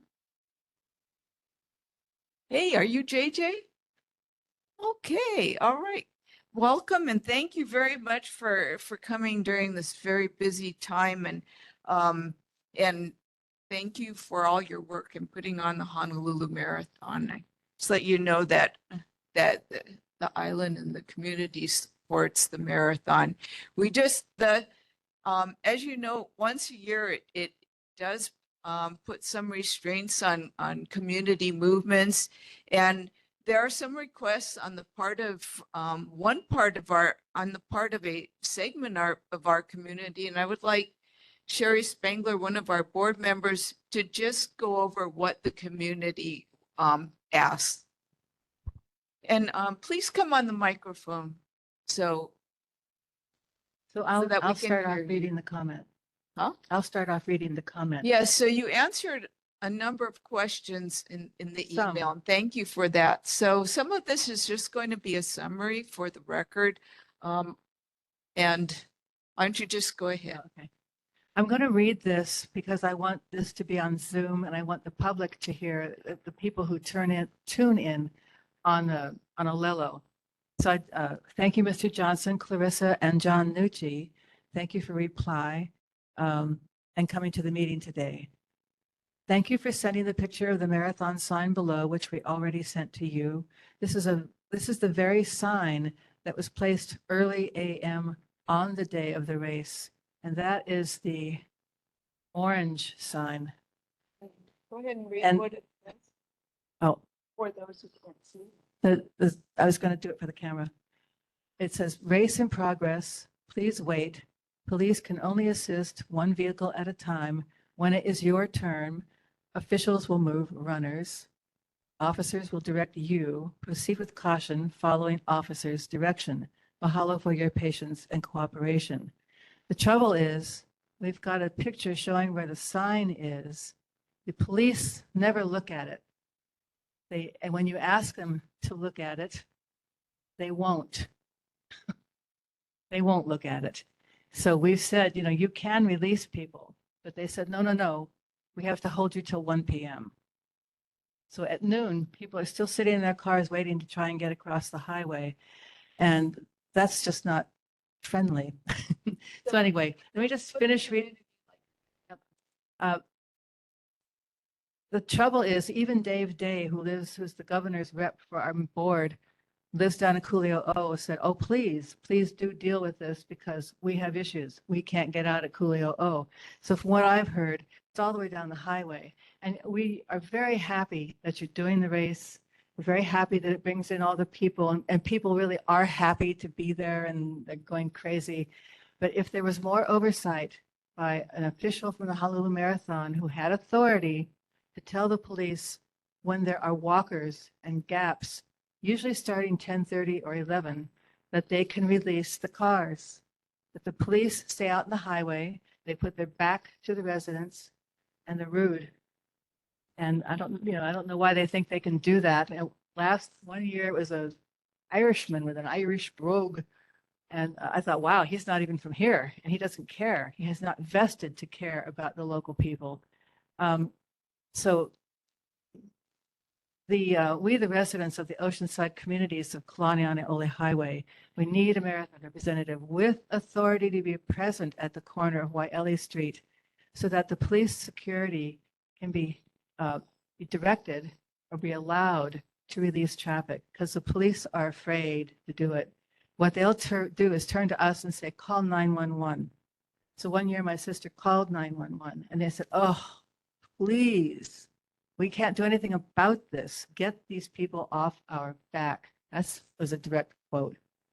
So it's not generating aloha from the residents that you could generate more of if you had someone there that could just go to the police and go, yeah, you can release them now, or move them through the crowd.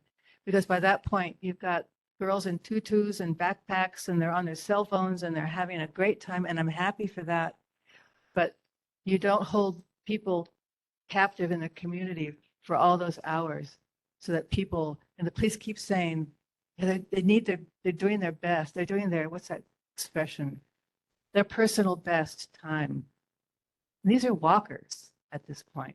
So it's not people who are running and, really trying to get a medal. So that's our request to you. I think it's inappropriate and unfair to hold all the communities up and down the highway captive until 1 p.m. And I know that one year I had a senator call me, furious, trying to get, she was over in the Kohala area, trying to get to the country club. They were held till 1 o'clock. Couldn't go golfing over there.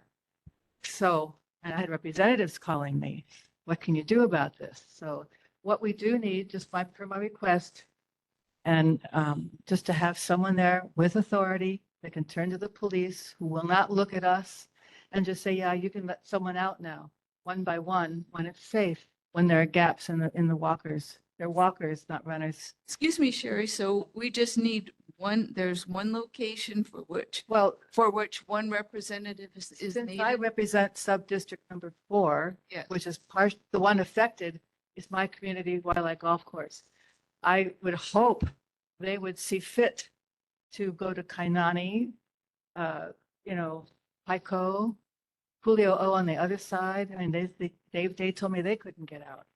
So if you could be at areas down the highway and Kokua, the community. And one year, there was no security except a guy on a Harley with long hair, and he had a boom box. And you said, no, there's no boom boxes. Well, I know that, but except there was a boom box. 5 o'clock in the morning, he's there with he's like on joy juice with a boom box. So we finally went out to him at 9 in the morning and said, please, stop with the boom box. I can take anything but a boom box because it just invades the house. Anyway, I'm happy. It doesn't affect me. I watch football. It doesn't bother me, but the community is really upset about it. They call me because I represent the area. So no boom boxes. Excuse me, Sherry. Sorry. I think it would help a lot to know places that marathon majority is needed to assist the police in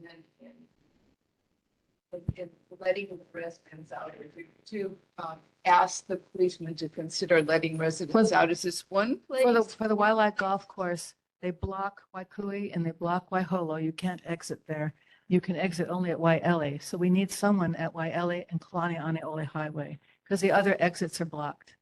Absolutely. So that one place. And, I could ask you if you could see it and fit to go down the highway and do it, but I'm really right now representing my group, and that's Wildlife Golf Course. And it's been going on for years. We've been in that house since 1959. It hasn't been any different. Every year there's a problem.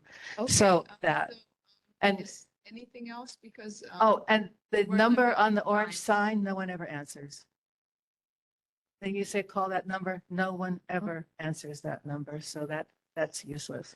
And we'll resubmit the questions because you said you had some things you'd look into, and we'll resubmit and hope that you get to them. So can you put someone there? Thank you.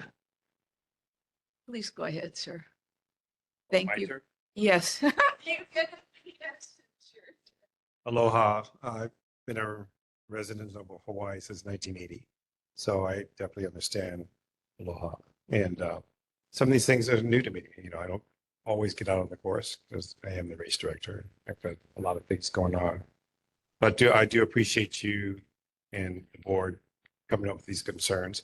As you guys know, the race has been going on 52 years, brings in $150 million in revenue in kind in 1 week to the state of Hawaii, which a lot of the people who I have a lot of friends who live in are in around the golf course, who own hotels and restaurants and shops, and they're very appreciative of all the people that we bring in just for this one race. However, to your point, we went out and looked at it. We went out and looked at the intersection that you request that we have a official there from the marathon. It's doable. I think it's just one of these things that, as time goes by and you get a few more suggestions, not complaints, and, questions and possibly remedies that make sense, then we take a look at it. If it makes sense, then we'll activate it. So to your point, Carl, this is Carl Brooks. Carl's been lived here all his life. And He's the boom guy tonight. But Carl's been with the organization for many, many, many years in various roles. And he is going to be out there at your intersection.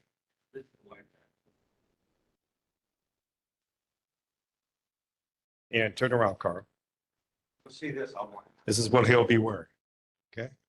Now, Carl can only do what's asked of him by you guys or whoever's, being landlocked in their community. However, he can't do anything unless HPD, the officer standing there, says, okay, it's safe to do this now. And so I can tell you right now, and I like your timeline because we were thinking about, well, when is the last runner actually going out to Hawaii, guys? So you got that down about 10:30, 11 o'clock.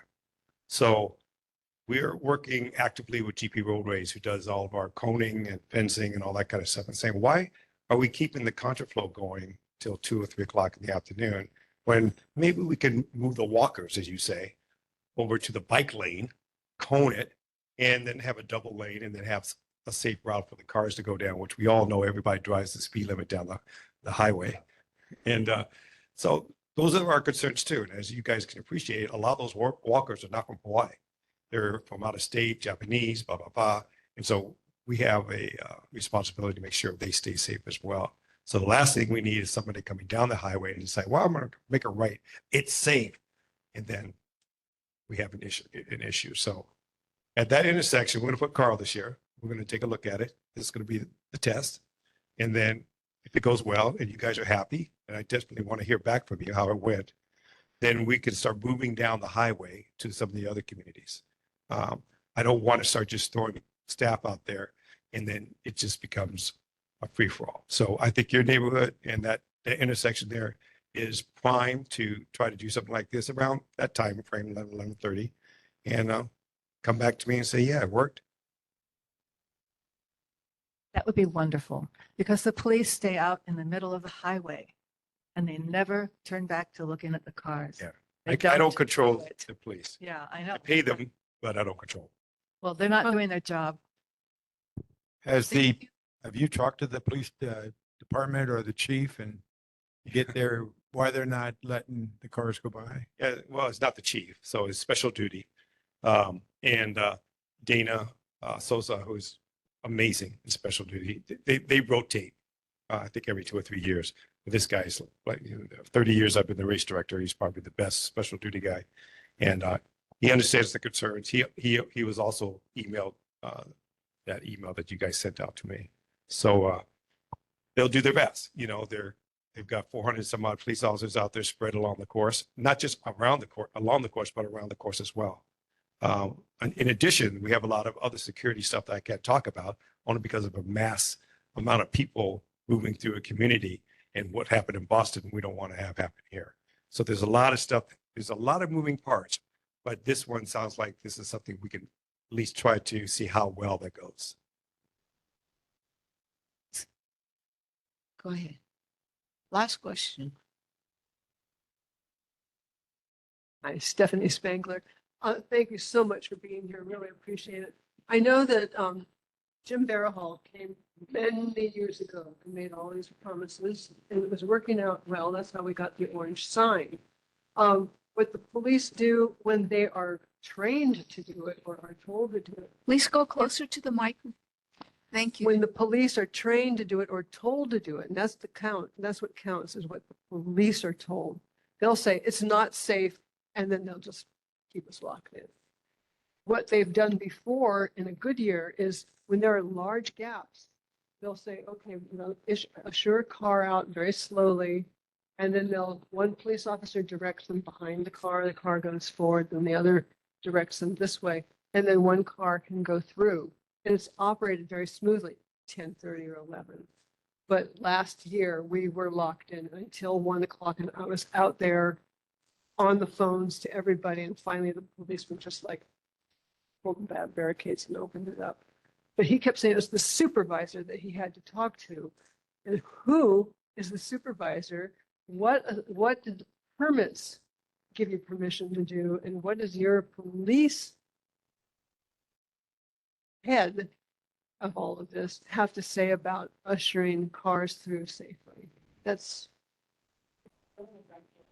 Carl.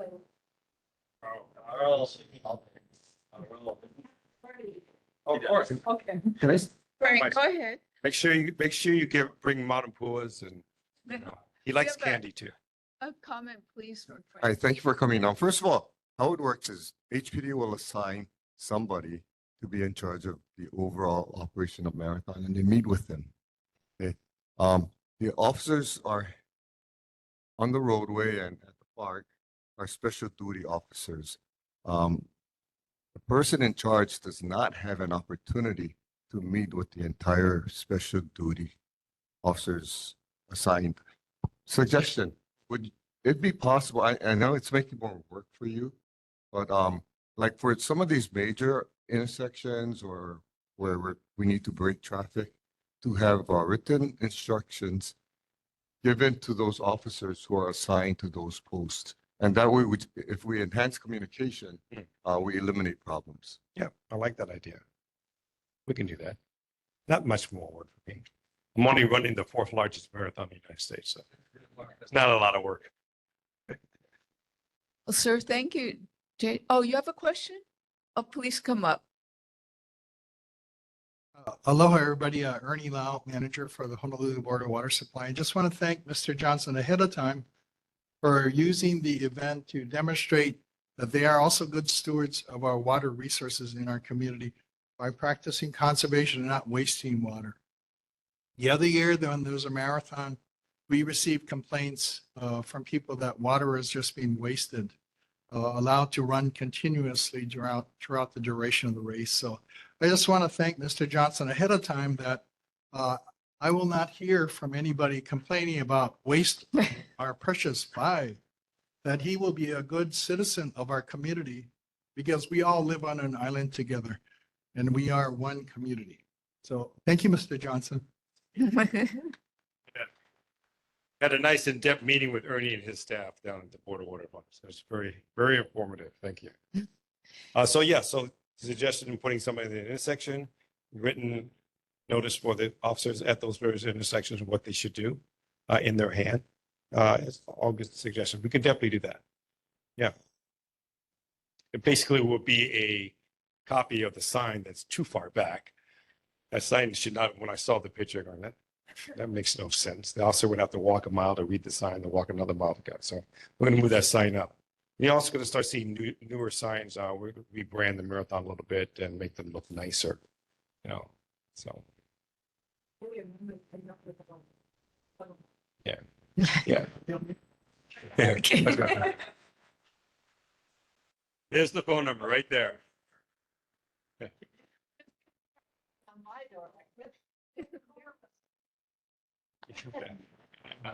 Mr. Johnson, thank you. Thank you very much, Mr. Johnson, for being here and may everything go well you run a wonderful marathon and we really appreciate you coming here during this very busy time. My philosophy of putting on an event is the stage is the course, and on the stage are the actors, and the actors are the runners, and in the audience, the spectators are watching the show. Then I have the orchestra in front of me. I have various instruments and da. And I'm just the conductor. The orchestra is my staff. So those are the guys we think. Yeah. Around 35,000. We'll be fast. All right. Anything else? Aloha. And I want to wish everybody happy holidays.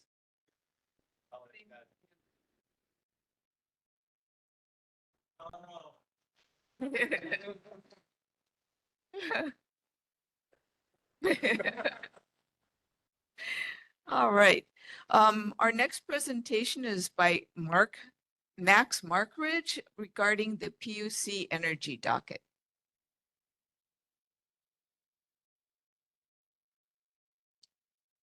Aloha, everybody. My name is Max Markridge. I'm an economist at the Hawaii Public Utilities Commission.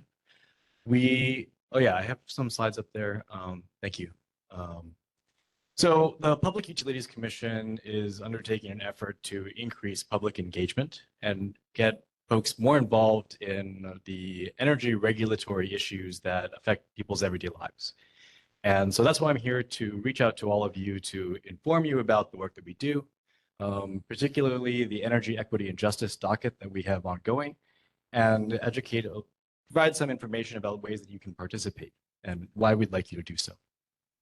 So if you go to the next slide, please. So for those of you who may not be familiar with the Hawaii Public Utilities Commission, and maybe some of you are, but we are an agency within the Department of Commerce and Consumer Affairs. We regulate our utility companies. The commission is governed by 3 appointed commissioners, and we have 60 staff of engineers, auditors, accountants, lawyers, fiscal, HR, et cetera. The utilities that we regulate, there's over 2,000 of them. They run a variety of industries that comprise together our critical infrastructure. It's the electricity that we get from Hawaiian Electric and from KIUC. It's the telecoms companies, it's water and wastewater, it's Hawaii Gas, it's inter-island transport of food and goods at Young Brothers. So it's a lot of companies that have to do with things that affect everyone's day-to-day lives, but we may not see or interact with on an ongoing basis. So the Energy and Equity and Justice Docket is one of the new efforts that we've been undertaking to address issues that, especially after the pandemic and in a place where we have the highest rates of electricity in the whole country, we realized that the energy burden of many families in our communities is significant, that people don't always have a say in matters related to energy, but they would like to participate in those conversations. And so we opened this docket after working with the legislature in 2022 to start undertaking that effort. And this is a new public outreach effort that we've undertaken where traditionally the PUC has been quite internal, quite quiet, quasi-judicial. We file dockets, we make orders, we respond to the utilities, but this gives us a little bit more freedom to hear from you all, to engage with the utilities and try to address specific things. Then currently we are working on 5 main areas. They are matters of procedural justice. We want to make sure that people have access to information, that they're able to comfortably participate and understand our processes, which can be quite opaque or confusing. We want to address matters of affordability. Obviously, rates are very high. We want to make sure that there's opportunities to have access to clean energy infrastructure like PV and batteries or EV infrastructure. We also want to address concerns about siting. When facilities are installed in people's communities, they feel a sense of, they want to be involved in that process. They want to have an engaging conversation with us, with the utilities. We want to create space for that. So, a couple of things that are ongoing at the moment, we're working on addressing the disconnection policies that the electricity utilities currently have in place. After the pandemic, we've seen an increase in disconnected households where people have fell behind on their bills. They become disconnected. It becomes a vicious cycle. And so we're working on actively addressing that by working with utilities. And we have a meeting coming up on Monday with a number of community-based organizations to hear from their experiences providing resources to individuals who are being disconnected so we can solve these problems. And that's an opportunity for you all to dial in and participate. And then on the next slide, but it's not the only way. We don't just have these meetings. You can also submit public comments to us. We'll look at them, we'll read them. If you'd like us to ask questions to the utilities to learn more, they're required to respond. And so it's an opportunity where we can be a conduit for information gathering and then ultimately problem solving. And that's the objective that we would like to see. And I think that's it. Also, you can reach out to us. You can submit comments. Either you can come in person, you can mail them, you can fax them, email them, whatever you'd like. But we want you to participate, and we hope to hear from you. Thank you. Thank you. Does anyone have questions for relating to the energy docket, to the source of information? Yes, please go ahead, Jeannie. Jeannie Ota, Anahana Community Association. I'm wondering if in gathering input, you ever work with communities, like to have a meeting where there are people who could ask questions rather than having to email in or write in, where you can hear what they're saying in a facilitated meeting. Because from my perspective, a lot of stuff that goes on in the PUC is very technical. And for us to comment on that is very difficult. You know, we don't have the expertise to comment. So if we can explain, you know, person to person or in a community meeting, what our concerns were, I think that might help bring you more feedback from the community. Yeah, thank you for that. That's a great point. Education is an issue that we're trying to address. We're in the process of actually hiring a community engagement consultant because, as I said, this is outside of our agency's comfort zone. And we realize after opening this docket and hearing from folks that they really want to participate, they have opinions, they deal with issues on a day-to-day basis, but there's an education gap where our processes and our matters are quite technical and folks just don't know how to bridge that gap. And so hopefully this consultant will be able to help us do so. So we can go out to communities like this, but also bring you in, educate folks, and help provide information that's accessible, clear, concise, and so forth to allow you to provide that input. But if you'd ever like to come to our office, I'd invite you and we can have a meeting. I'm more than happy to do so. Yeah, absolutely. I understand. Janine Johnson, please go ahead.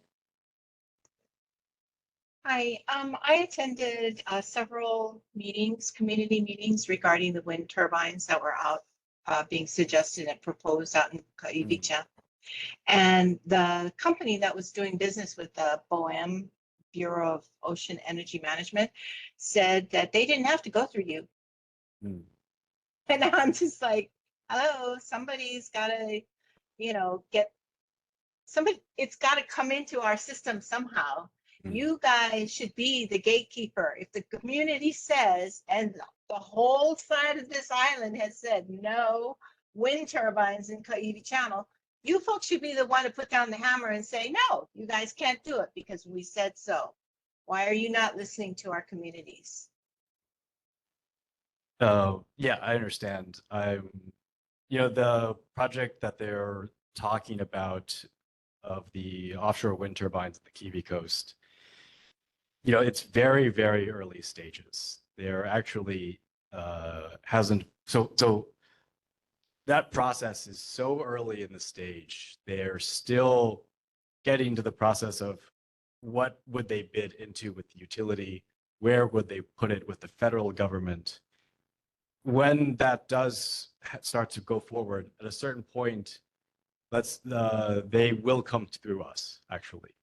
What happens is these utility scale procurements, if this project were to get that far, to actually submit a proposal to the utility through a procurement process, which we regulate, that they would be awarded their bid and then work with the utility to negotiate what's called a power purchase agreement, where they agree between the utility and the developer, we're going to sell you a certain amount of electricity at a set price over time.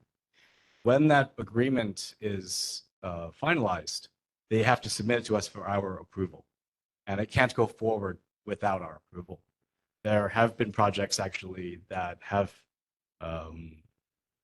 you know, in the past, we have been stopped or have been approved and then fought by community members and taken to the Supreme Court and then sent back to us. And then they were stopped. So this project, were it to get that far, will at some point go through state agencies that, including the PUC. Hi, Tim, Tim Stanton. having been an educationalist in 3 countries for 50 years, it seems to me that what you're trying to strive for here is communication. You're going to listen, hopefully, but in what the other lady just said, respond in terms that we can all understand and appreciate. I think that's what it seems to me what you're trying to strive for. And that's really, really important going forward. So just spoke about the wind turbines. No offense, what you responded was a little bit technical. And I don't want to be rude, but we don't need that. We need it simplified so we can all understand and be on the same page. So some people who might object, all of a sudden, there's a flash of recognition and they understand. And therefore we can make informed choices. Thank you. Sherry, go ahead. I can appreciate the situation you're in because you said it was quasi judicial. So that puts you almost like in a court case. And I remember, I think what you can do to be your communication and public outreach is to do articles in the Star Advertiser, continued, explaining the process, explaining how people could be involved. Because I remember we were fighting years ago the high voltage wires in Manoa. And then at one point, doors came down and we were told none of us could testify anymore because we didn't have standing. And we're all going, what's standing? We don't have I understand it now, but then Henry Curtis took over because he had standing. And I was happy with that because he's pretty darn smart. So anyway, Henry Curtis had standing. But all that stuff makes it alien to the public. So it's like what people were saying, if you can help us understand the process more and have a venue for people to share their concerns because they're valid. And you'll know how many people do object to something rather than government pushing things on us we don't want, those of us who've lived here a long time. And I thank you so much.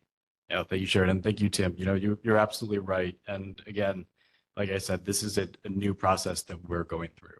And that's why we realize that this is outside our wheelhouse. It's outside our comfort zone, our area of expertise. Again, we're lawyers and economists and accountants and auditors and engineers, right? We're not necessarily comms folks, but we need it. And that's right. And we have a very small staff of communications people. It's a 1-woman team. We just hired a second person, and but also why we are hiring these consultants to advise us and build our capacity internally so that we have the team, we have the staff, we have the ability to do a better job of this. Well, thank you. And we look forward to meeting the outreach coordinator that you hire. And please let the neighborhood boards know when they become available so that we can set up an initial meeting with them at one of our future sessions. Thank you very much. Thank you. Okay. Next, Kathleen Elliott Pahinui will talk to us about the Pico Drive. Oh, okay. Ernie Lau is going to talk to us. All right. Aloha, Hey, everybody. You yourself are going to present the Board of Water Supply Pico Drive Service Improvement Project? I actually have a great team here, Ah, but I'll open it up. oh, And terrific. my apologies for Kathleen. She was not able to make it tonight, but we're here tonight to talk about a pipeline replacement project on Pico Drive from a highway, Cal Highway, all the way to the end of Pico Drive. A significant portion of Pico Drive, the water line was installed in 1950. So it's about 74 years old right now. So we're going to be looking at replacing that 8-inch pipeline with a brand new pipeline. But before I go, if Joe, you can stay for a moment here. Yeah, okay. I'll address Joe a little later, but okay. But we wanted to talk about the project.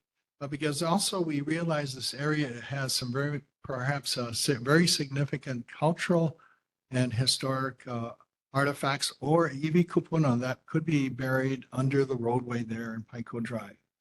So we're doing outreach right now. Early on, the project is still a number of years into the future. We're doing outreach to the stakeholders, to families, other stakeholders in this area about this project, because we want to hear from folks how we should handle the iwi kupuna and the cultural resources that we may encounter during the project. It's unavoidable that our pipeline job, it's underground and there's going to be digging on the project. So how we handle that, we want to be very respectful and honor those that came before us. So I have today with us my construction and engineering team. Pat Chun is the acting program administrator of our capital projects division. His associates, Lester Fujikami, also from the capital projects division, and Dre, a young engineer that started recently with us. I also have our communications specialist, Stephen Nordstrom. And we have our engineering consultant team here. And I'll let Berna come up and actually do the introductions. But again, what we're here to do tonight is actually share about the project and to hear from you folks and members of the community, your mana'o, about how we should approach being respectful in how we handle our iwi kupuna and our cultural resources. Mahalo. Thank you, Ernie. I'm Berna Sinelli. I am with Oceanet. And my role in this, I do a lot of regulatory and environmental work, but I also do a lot of outreach work. And that's our focus on this one. With me tonight are Jason Lee, who is our project manager and project engineer, and also Dennis Gosser, I'm sorry, who is with Pacific Consulting Services, Inc. So we say PCSI, and he's our archaeologist. You're going to hear about, well, this is a short presentation. You're going to hear the engineering aspects, okay? But the framework for that is exactly what Ernie said. The Department of Land Natural Resources State Historic Preservation Division wants to see an archaeological survey, archaeology inventory survey, and you will hear AIS. What that means is because we're going subsurface, we need to know what's there, and we need to do it pono. So not just whether or not we find stuff, but even the way the archaeologists will go in is important. So he will set the, Jason will set the context, the engineering context, and Dennis will follow up with how we're doing it, how we're doing our best to do it pono.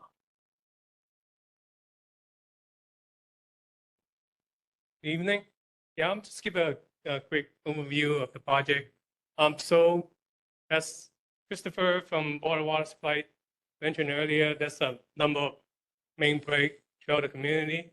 And like Ernie said, this system was put in the 50s. It's one of the older systems. So yeah, the purpose of this project is to improve the reliability of the existing system, and also to bring the system up to the current standard, and then to reduce the main break. Next slide, please. So here's the alignment of the new system. It's from the Kuli'ou'ou-Kalani highway intersection to the end of Pico Drive within the city right of way. So currently, there's an existing 8-inch main. So the new system will also include a replacement of the main with a PVC pipe. So we anticipate the project cost to be around $2.2 million. Next slide, please.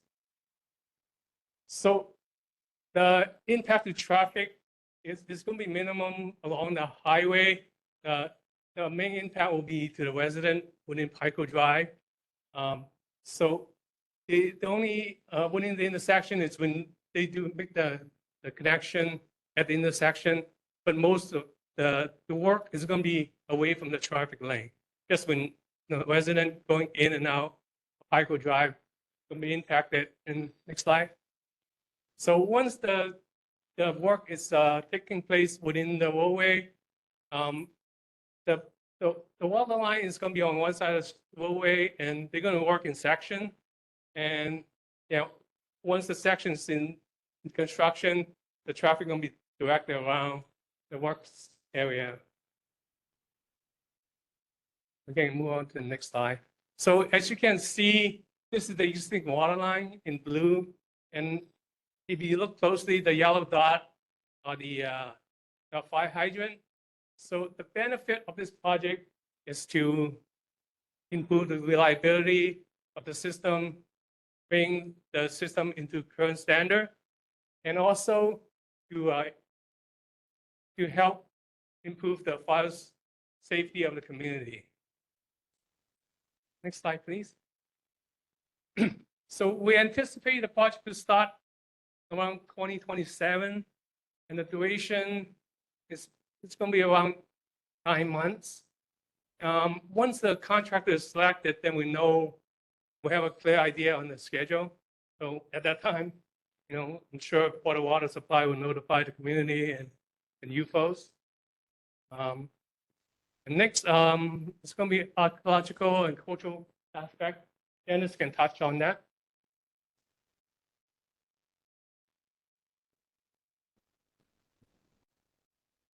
No, actually, yeah. So that's a little misleading. The aerial does not line up with the parcel line very directly. It's within the roadway. Yeah, so everything is within the right of way, away from the lot line.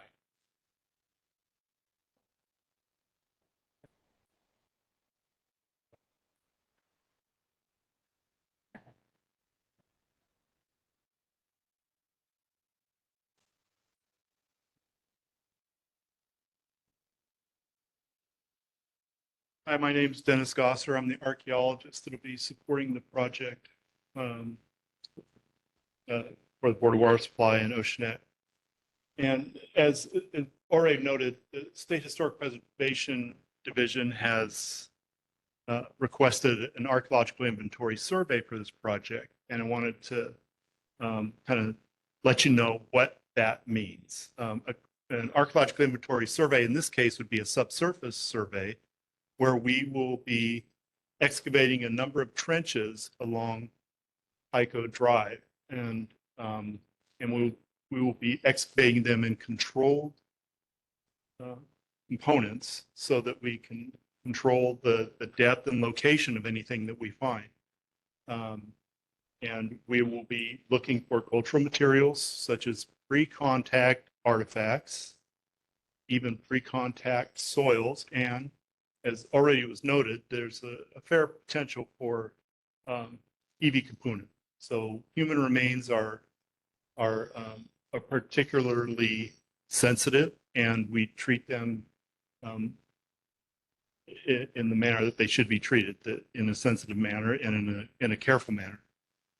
If we find cultural resources, non-EV component resources, we document those. We speak with and consult with the Historic Preservation Division to determine the proper mitigation, and we would even speak with community members who are interested in participating in the project on that level to get their input on how things should be treated. And we have done that already. We've reached out to several groups and got some very important information from them on how they would like to see cultural resources handled. If EV Kapuna are discovered, then we take a different approach. We stop excavating, we protect the remains, we contact SHPD, and from that point on, the HAR 300, which are the state burial rules, are implemented. SHPD and the community and the Oahu Island Burial Council then convene and come up with a plan of action of how to deal with the EV. And then, so that would be the next step in the process after the inventory survey. And once the inventory survey is completed, then the next step would be during construction. It's very likely that the State Historic Preservation Division would request that archaeological monitoring be conducted, because we wouldn't be, as you can see on the slide, the map, we wouldn't be covering the entire length of the project. We would be looking at segments along the project line. So based on what we find in the AIS, we would more than likely also recommend archaeological monitoring during the actual construction, just to ensure that those areas in between are covered. And if cultural resources are recorded during that period, we would take on basically the same process as if they were recovered during the AIS. So, if you have any questions. Yes, Tim Stanton. Is there any consultation or relationship with the Bishop Museum and the University of Hawaii? Not you mean as far as archaeology? Yeah. No, we don't consult with them. We're a professional company. That, we have we perform our work at the same standards that they do. Excuse me. Very quickly, what happened is the SHPD provided a list of people we need to consult with that include both practitioners and lineal descendants and other folks that they feel we need to contact. And so we've contacted, and we're continuing to contact the people that were provided to us by the state. Let's go ahead. Just to follow up, Yeah. Our osteologist, our human osteologist, our company osteologist is also a professor at UH. Good. So thank you. She Sarah Collins, you may have heard her name. Yeah. She used to be the state osteologist. So we wouldn't be consulting with her. She would be doing part of her job. Yeah. I'm just thinking about local resources that I feel might be included in the parameters. Oh, well, yes, we do. I mean, we do, with our background research, we do consult with the museum archives and the university archives as well as that. Thank you. Unfortunately, Healani Sonotapali, who is a Kuli'ou'ou resident, is not here tonight. And Yes. Verna? Okay, we spoke with her. Okay. And it was, we have been communicating with her. Excellent. And she actually brought a couple of other folks in our first meetings, and it's continuing. So it was a good Wonderful. intro. Thank you. Thank you all. One more question. Because of the price, $2.2 million, I'm not asking for it, but did it activate the necessity for an environmental assessment due to price?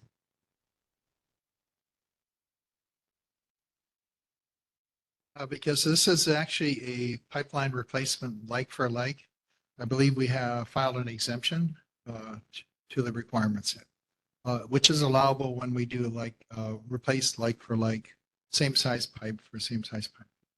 Is that correct, Lester? Yeah. And it's posted, I think, on our website and on the state's website too, the exemptions. Thank you. I think you're going to have to add 10 years to this project and 20 times the cost, because you're going to find bones.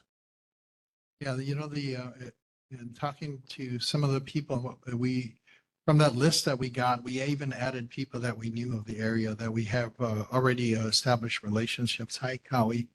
And the idea is to kind of hear their concerns, because some of them have already said it's their family that could be there.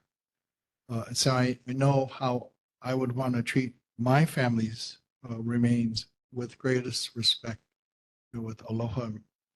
So we're continuing to do the outreach to get that feedback. if it does become, like if there is a lot of EV that's encountered during the inventory survey, which is like a initial stage of the investigation, then I think we got to rethink about how we do the project, how we approach the project. And there was a gentleman here that talked about sea level rise. And, that is a real thing that we're going to have to deal with in the not too distant future, and it'll continue to rise. Then this pipeline, which has to be underground, it's going to be potentially in seawater all the time. So how we do the construction, our construction approach and the design, we're going to depend on my engineers and our Oceanet, our consultant engineers, also on solutions. If there are solutions to try to minimize digging, that'll reduce the amount of disturbance and be respectful. There was one idea too about the idea of cultural monitors on the project, and we're taking that input and looking at it very seriously.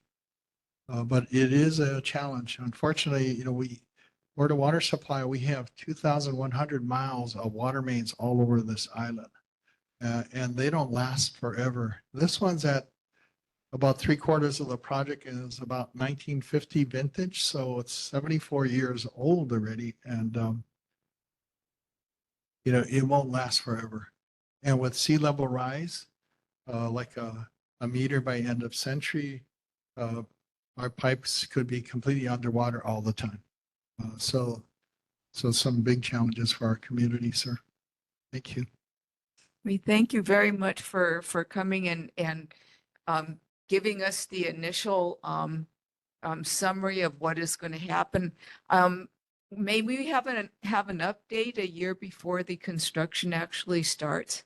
We'd be glad to do that and keep you folks informed about this project in your community. Thank you. Thank you. Jeannie, go ahead.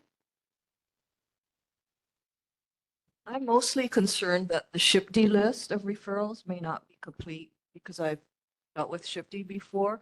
If we know of people who may have input and have background, who do they contact? We will lift out either both me and Kathleen Pahinui. And yes, and actually, so even though we start with the list, at each meeting, excuse me, we ask them who else should we speak to. And so we've actually increased or expanded the list because of what people have provided so far. Thank you to all of you and for all of your current work and future work on this.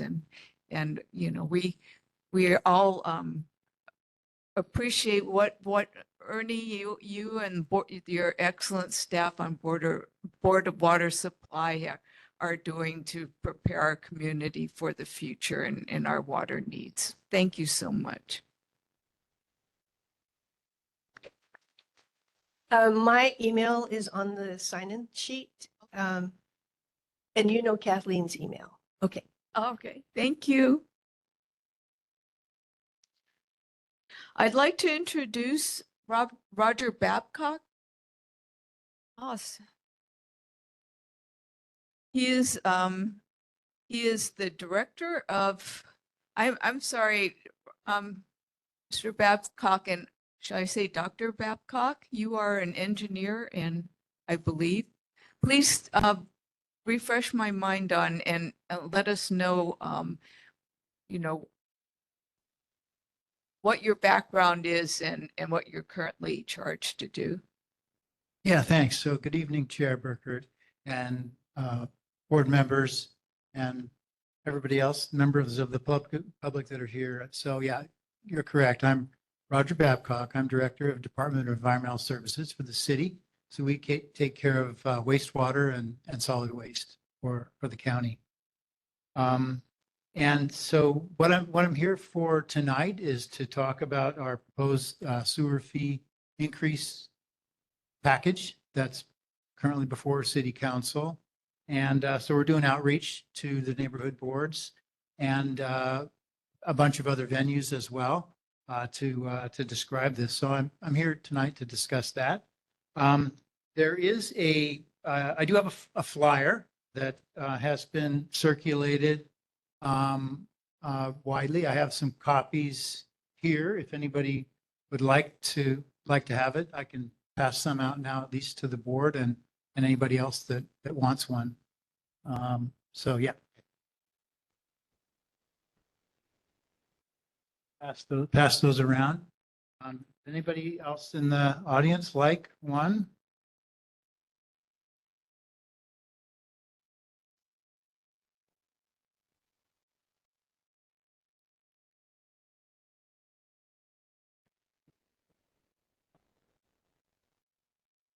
So this is a flyer that's available on our website, as well as a bunch of additional information. And our website is honolulu.gov/ENV for environmental services. And it's at the top.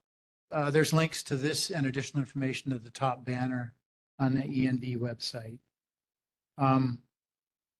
So I'll go through some of this briefly, and then, answer questions and see how far you want to go into this. But basically, environmental services, as I mentioned, takes care of the sewer utility. The sewer utility is funded by the sewer fees that you receive a bill for each month.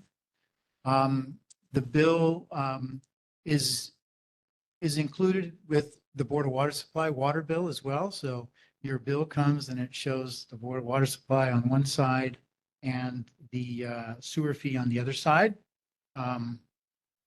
It looks like this, BWS on the left and environmental services on the right. And it shows your water charges and your sewer charges on that bill. So I'm talking about the sewer charges. So the sewer charges entirely fund the sewer enterprise, just like the water charges entirely fund the Board of Water Supply. In other words, your property taxes don't in any way fund the sewer service or the water service. So like Board of Water Supply, the sewer fee needs to be adjusted in order to provide for the needs of the sewer service. And the last time the sewer fees were increased was on July 1st of 2016. So we're proposing to raise the sewer fees starting July 1st of 2025, this coming July.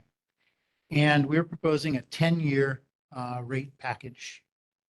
And I'll explain kind of why that is in a moment. So we are proposing a 10-year rate package, and we're proposing also to modify the fee structure as going forward, as well as to include a low-income customer assistance program that we call CARES. So we have actually the same number of miles of sewer as Ernie mentioned as the water lines. We have 2,100 miles of sewer lines.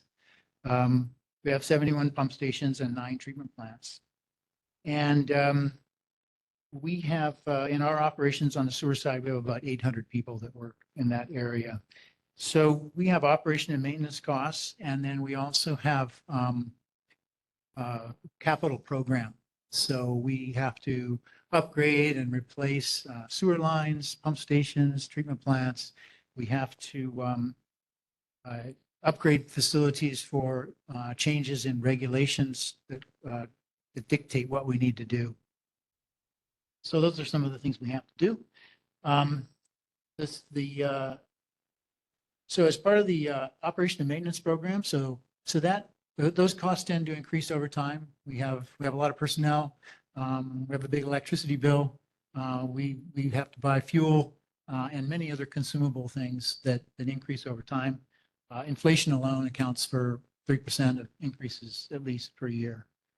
In addition, we have a large capital program to upgrade and replace things, as well as a federal consent decree that the city entered into in 2010, which runs through 2035. And it dictates a bunch of projects that the city agreed to do on the sewer system. And there are 3 parts to that.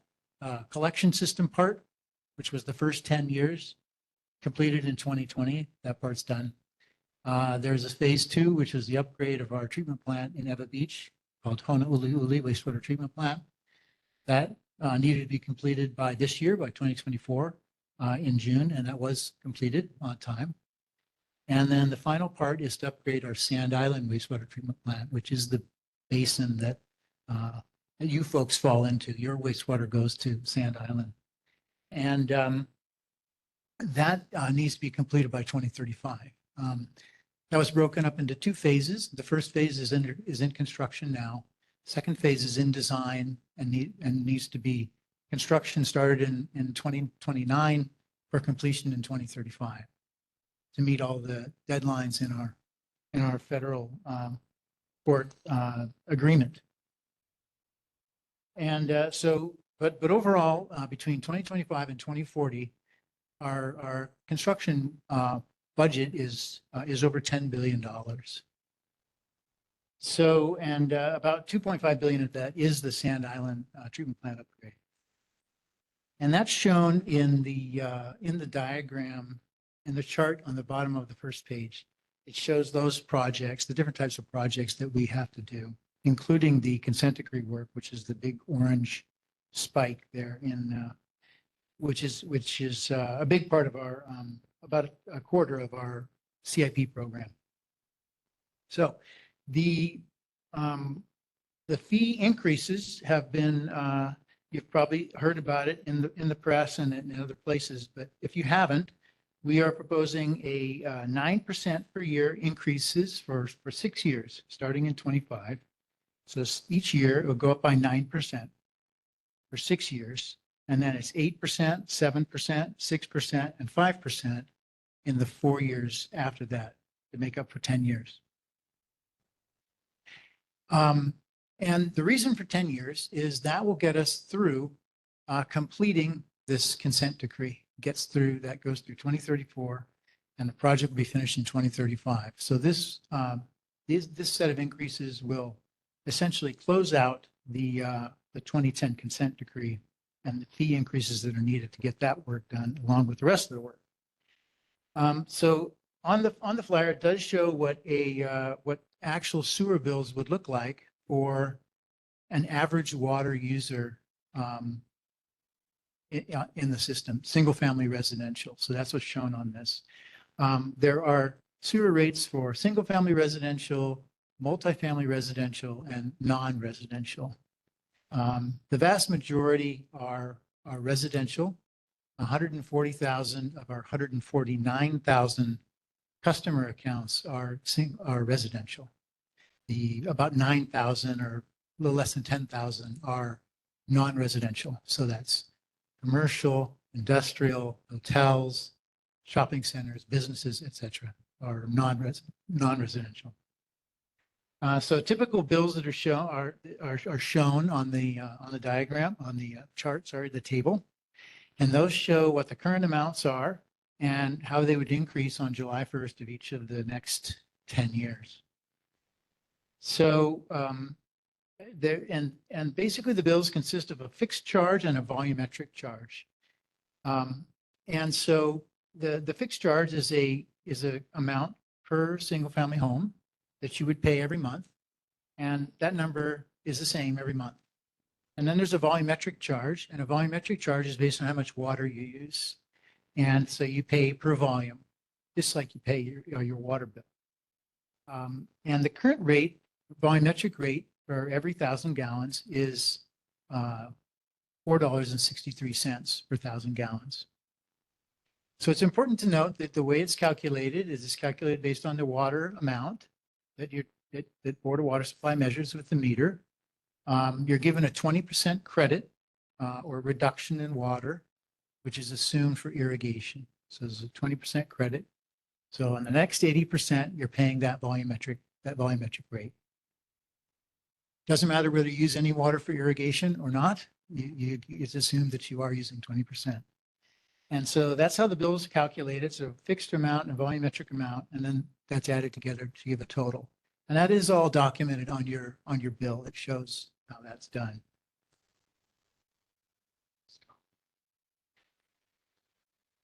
They also get the discount, yes. Because they also do irrigation. So not all the water that they use becomes sewage. So it's assumed that it's 20%. And so residential, single-family residential, multifamily residential, and non-residential all pay the same rates in terms of the fixed rate and the volumetric rate. For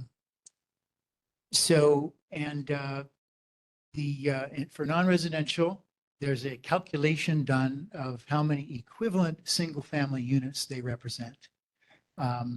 For hotels, it's hotel rooms. For other types of businesses, it's a different kind of a calculation, but they get a certain number of equivalent single-family units. Let's say it's 400, then they pay 400 times the fixed rate per month plus a volumetric charge. So that's how non-residential is calculated. And they pay the same, $4.63 per 1,000 gallons. But some of them have used multiple millions of gallons per month. So they have very, very large bills that they get. So what you'll see is that basically over the 10 years, the increase is 115%. So the bills are going to more than double over that time period, over 10 years. And what you'll see though is it is over a long period of time. And so the amount changes, per month that you see change doesn't all occur at once. So for the typical user, it's going to increase by $12 a month in the first year and about $12 per month each year, going forward. And that's for an average water user. And the amounts are different. The amount of increase is different depending on how much water you use. And so if you use more water or less water, you pay less, which seems obvious, but if you want to know, so everybody could take out their own water bill, and then you could go to the website and you could see if you use the same amount of water, what your bill would be in the future. And it does increase different amounts for different water users because the fixed charge doesn't change, but the volumetric, they both change, but it's all relative. So if you use less water, your bill goes up less. And that's part of this change in the fee structure. So as I mentioned, right now, the fixed charge is $77.55. And the volumetric charge is, and the typical bill is about $110 for most people, for the average person. And so that's about 70% is the fixed charge, and only about 30% of your bill is based on the volumetric charge. So what we're doing is we're going to be changing the proportion of the bills to about 50-50. Right now it's 70-30. It's going to change to about 50-50, which means that in the future, over the next 4 years, the fixed charge is not going to change. So it's $77.55 now. It's going to be $77.83 in the first year. It's going to be $77.52 in 26, then 76, and then 74. It doesn't start to go up till after that. So that means is the fixed charge is staying about the same, but the volumetric charge is going to go up. So in other words, then it will be much more balanced. So for example, in 2027, for the average water user, the fixed charge would be $76.53, and their volumetric charge, which is the rate times the amount of water, will be $71. So then it's more balanced. The fixed charge, instead of being 70%, it's about half your bill. So what that means is that it gives the customer more control over your bill. So if you reduce your volumetric, your volume of water you use, you have a bigger proportion of savings. So it gives the customer more control.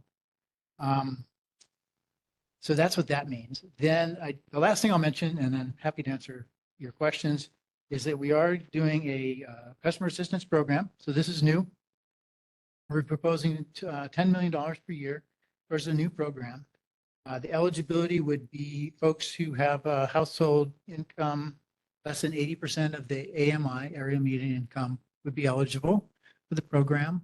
It's very similar to the rental and utility relief program that was went on for several years, same sort of qualifications. They'd be eligible for $20 to $25 per month credit on the fixed charge. And you have to qualify and then, requalify on a periodic basis to be eligible for that discount.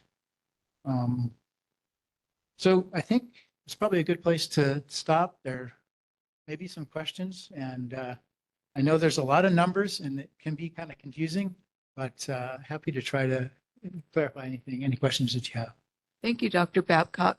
Now, in the interest of time, I'd like to keep questions to 2, and please, since we are going over time, and perhaps would we have the opportunity as we, look over the information that you provided us to ask, what we can do as residents to improve the charges perhaps, or to control the charges, and just ask you other relevant questions that have to do with managing all, the expenses that are coming our way in the next 10 years. Would you be able to come back at a future time and just, if we could just come up with a list of questions to ask you to have, get your expertise on them and your help? Absolutely, yes. All Definitely. right. Yep, happy to come back. Thank you. Go ahead, Kelly. You had a question. Director Babcock, this seems like an amazing opportunity to really incentivize graywater reuse. Is it being, by diverting the non-black gray water for irrigation purposes? And is there any effort being done in this regard? Yeah, well, so not directly by ENV, but if so there are guidelines for gray water reuse by State Department of Health wastewater branch. And it is incorporated into the plumbing code, so contractors, know how to comply. If a resident installs a gray water recycling system to use for irrigation, then they would see savings both on the water bill and the sewer bill, because the amount of water they use would decrease, right? Because they wouldn't need to use potable water for that irrigation. It would be offset. So there would be a natural benefit that would occur without having to, apply for something or do anything like that, because you would be using less water. So it is incentivized to, that essentially is a form of water conservation.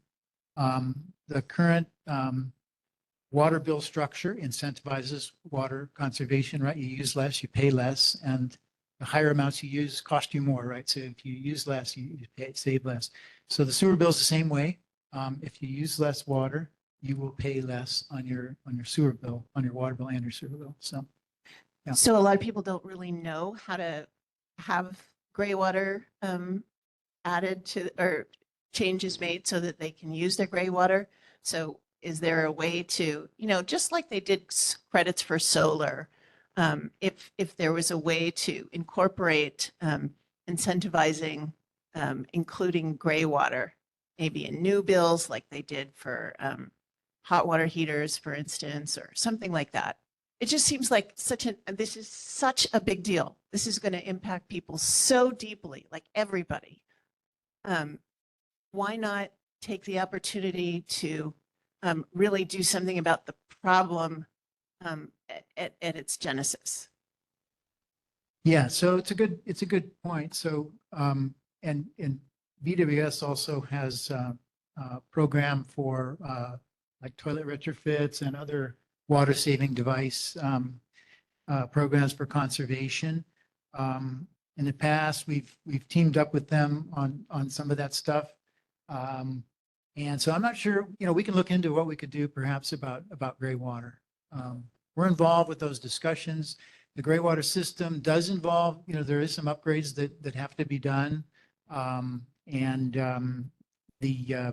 that would be something the homeowner would have to decide and sort of do a calculation of kind of what the payback period is, for doing that. It would be the same thing with, anything else that you would want to do to conserve water.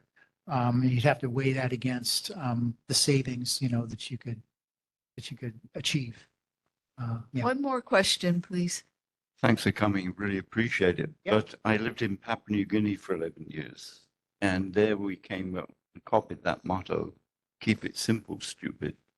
No offense. KISS. Yeah. Why can't you and everybody else and the Board of Water Supply, not talking wonderful, why don't you produce brochures which you stick in the water bill and explain to the public, don't panic, don't get excited, don't worry. But we do live on an island with finite resources. Explain that. Make it simple. And then tell us why and what you're doing and why are you doing it and how will it impact us in 20 years' time. Why do you need to do these improvements? Pico Road, why do you need to do it? And let everybody know. In other words, communicate in a level that we don't need doctorships to understand. No offense. Thank you. Thank you. We do appreciate you One- coming, though. Go ahead, one more. Two questions. I wonder, what is an average home? Because we were fighting water bill raises 20 years ago, and they were using an average home, but it was out in Eva Beach somewhere, like 5,000 square feet. And in East Honolulu, on these old properties, we sit on a third of an acre. I know lots of people in Kuli'ou'ou and New Valley have bigger property lots. We're being penalized for the size of our properties. Number two, does this have anything to do also with and I don't know how to word this, the permeable tax on the, Stormwater fee. is that with this too? Because that's a tax too. I don't know if people know that's coming. Yes. How big your roof is and how much impermeable cement you have on your property, they're going to tax you on that because, gee, that's supposedly going in the sewer. A separate You've sewer. got this. Yeah. So those are separate. So stormwater and wastewater are separate. This is only for the sewer fees. So what goes into the sanitary sewer and goes to the wastewater treatment plants. So the thing you're thinking about was something we were talking about a couple of years ago, and it's still in progress, is the separate stormwater fee. Yeah. Currently, stormwater operations are funded through general fund, through property tax. So that's not what this is. That's something different. But it's another tax. It's It's yeah, just it's just a different thing. So this does not we do not take care of stormwater at environmental services, only wastewater. Stormwater is a separate collection system. It goes into the streams and into the ocean directly. And what is an average home? So an average home, so basically if you take all the water used and you divide by the number of residents, that's the average, and it's 9,000 gallons a month. About 70% of the accounts use that amount or less. Another number that you can look at, it would be the median. So if you take all the water users from people who use 0 up to the maximum, and you cut it right in the middle and say 50% use this much or less and 50% use more, that's 6,000 gallons a month. So that's the 50-50 where half use more, half use less. And so everybody uses a certain amount of water every month and gets a bill. And so if you want to figure out how your specific bill is going to go up, some low water users only use 2,000 gallons a month. Some use 4,000, 6,000, 8,000, and it goes all the way up to big numbers. Your bill will increase by different amounts. For some, with the change to a more 50-50 split, people who use less water benefit more. They save more money. What gets confusing is that we stopped watering our lawn and we use the same amount of water or, sewage, the same, that doesn't change per the season. But our bill goes up and down. And why is that? Are they still averaging the bills, guessing and then trying to equal it out at the end of the year? Or do they actually come and do readings? Because we are always standardly the same and our bill fluctuates. Yeah, I'm not sure. We'd have to look at your specific bill. As far as I know, there is an estimating. We bill based on the amount of water used, and the meters are read Read all the time. monthly. They don't But guess anymore. I You don't know believe that. so. I don't believe so. Yeah. Mr. Lau is here. He can answer that. There was a thing years ago that they were caught just guessing at the bills. Yeah, what happens is if we can't get a read from the meter, then we'll estimate the bill and then we'll get a read and do that. But the number of estimated bills is less than 2% of the 170,000 bills we send out every month. So our water data collection clerks, they used to be called meter readers, they go all around the island every month, every part of the island that we serve, and they read the meters. And they're very efficient at that. So if they can't read them, why don't they let the homeowner know?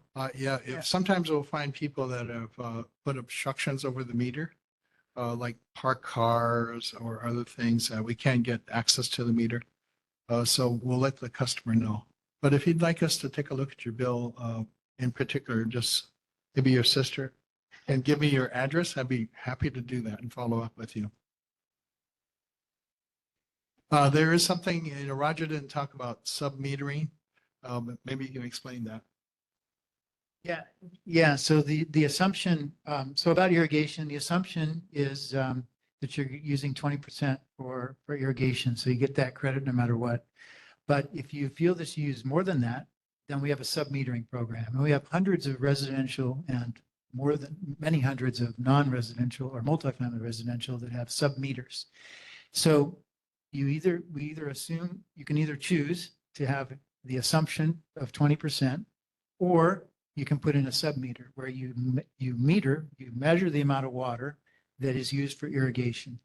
And if that's more than 20%, and basically you have to report, it's self-reporting by the homeowner to the city, and then we'll use the actual amount. So instead of deducting 20%, if you're using 50%, we'll deduct 50% and we'll bill your volumetric charge based on the 50% that was not irrigation, which is assumed to be sewage.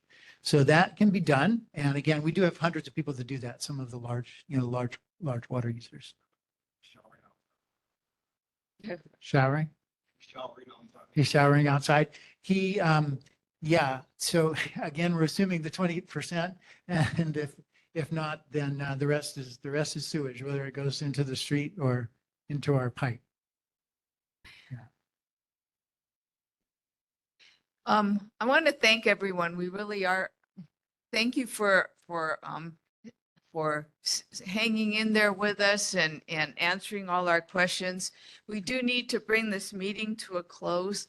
Dr. Babcock, we hope that we will have a chance to talk to you, again in the future. We really appreciate you coming tonight. Yeah, I love to talk sewage, so anytime.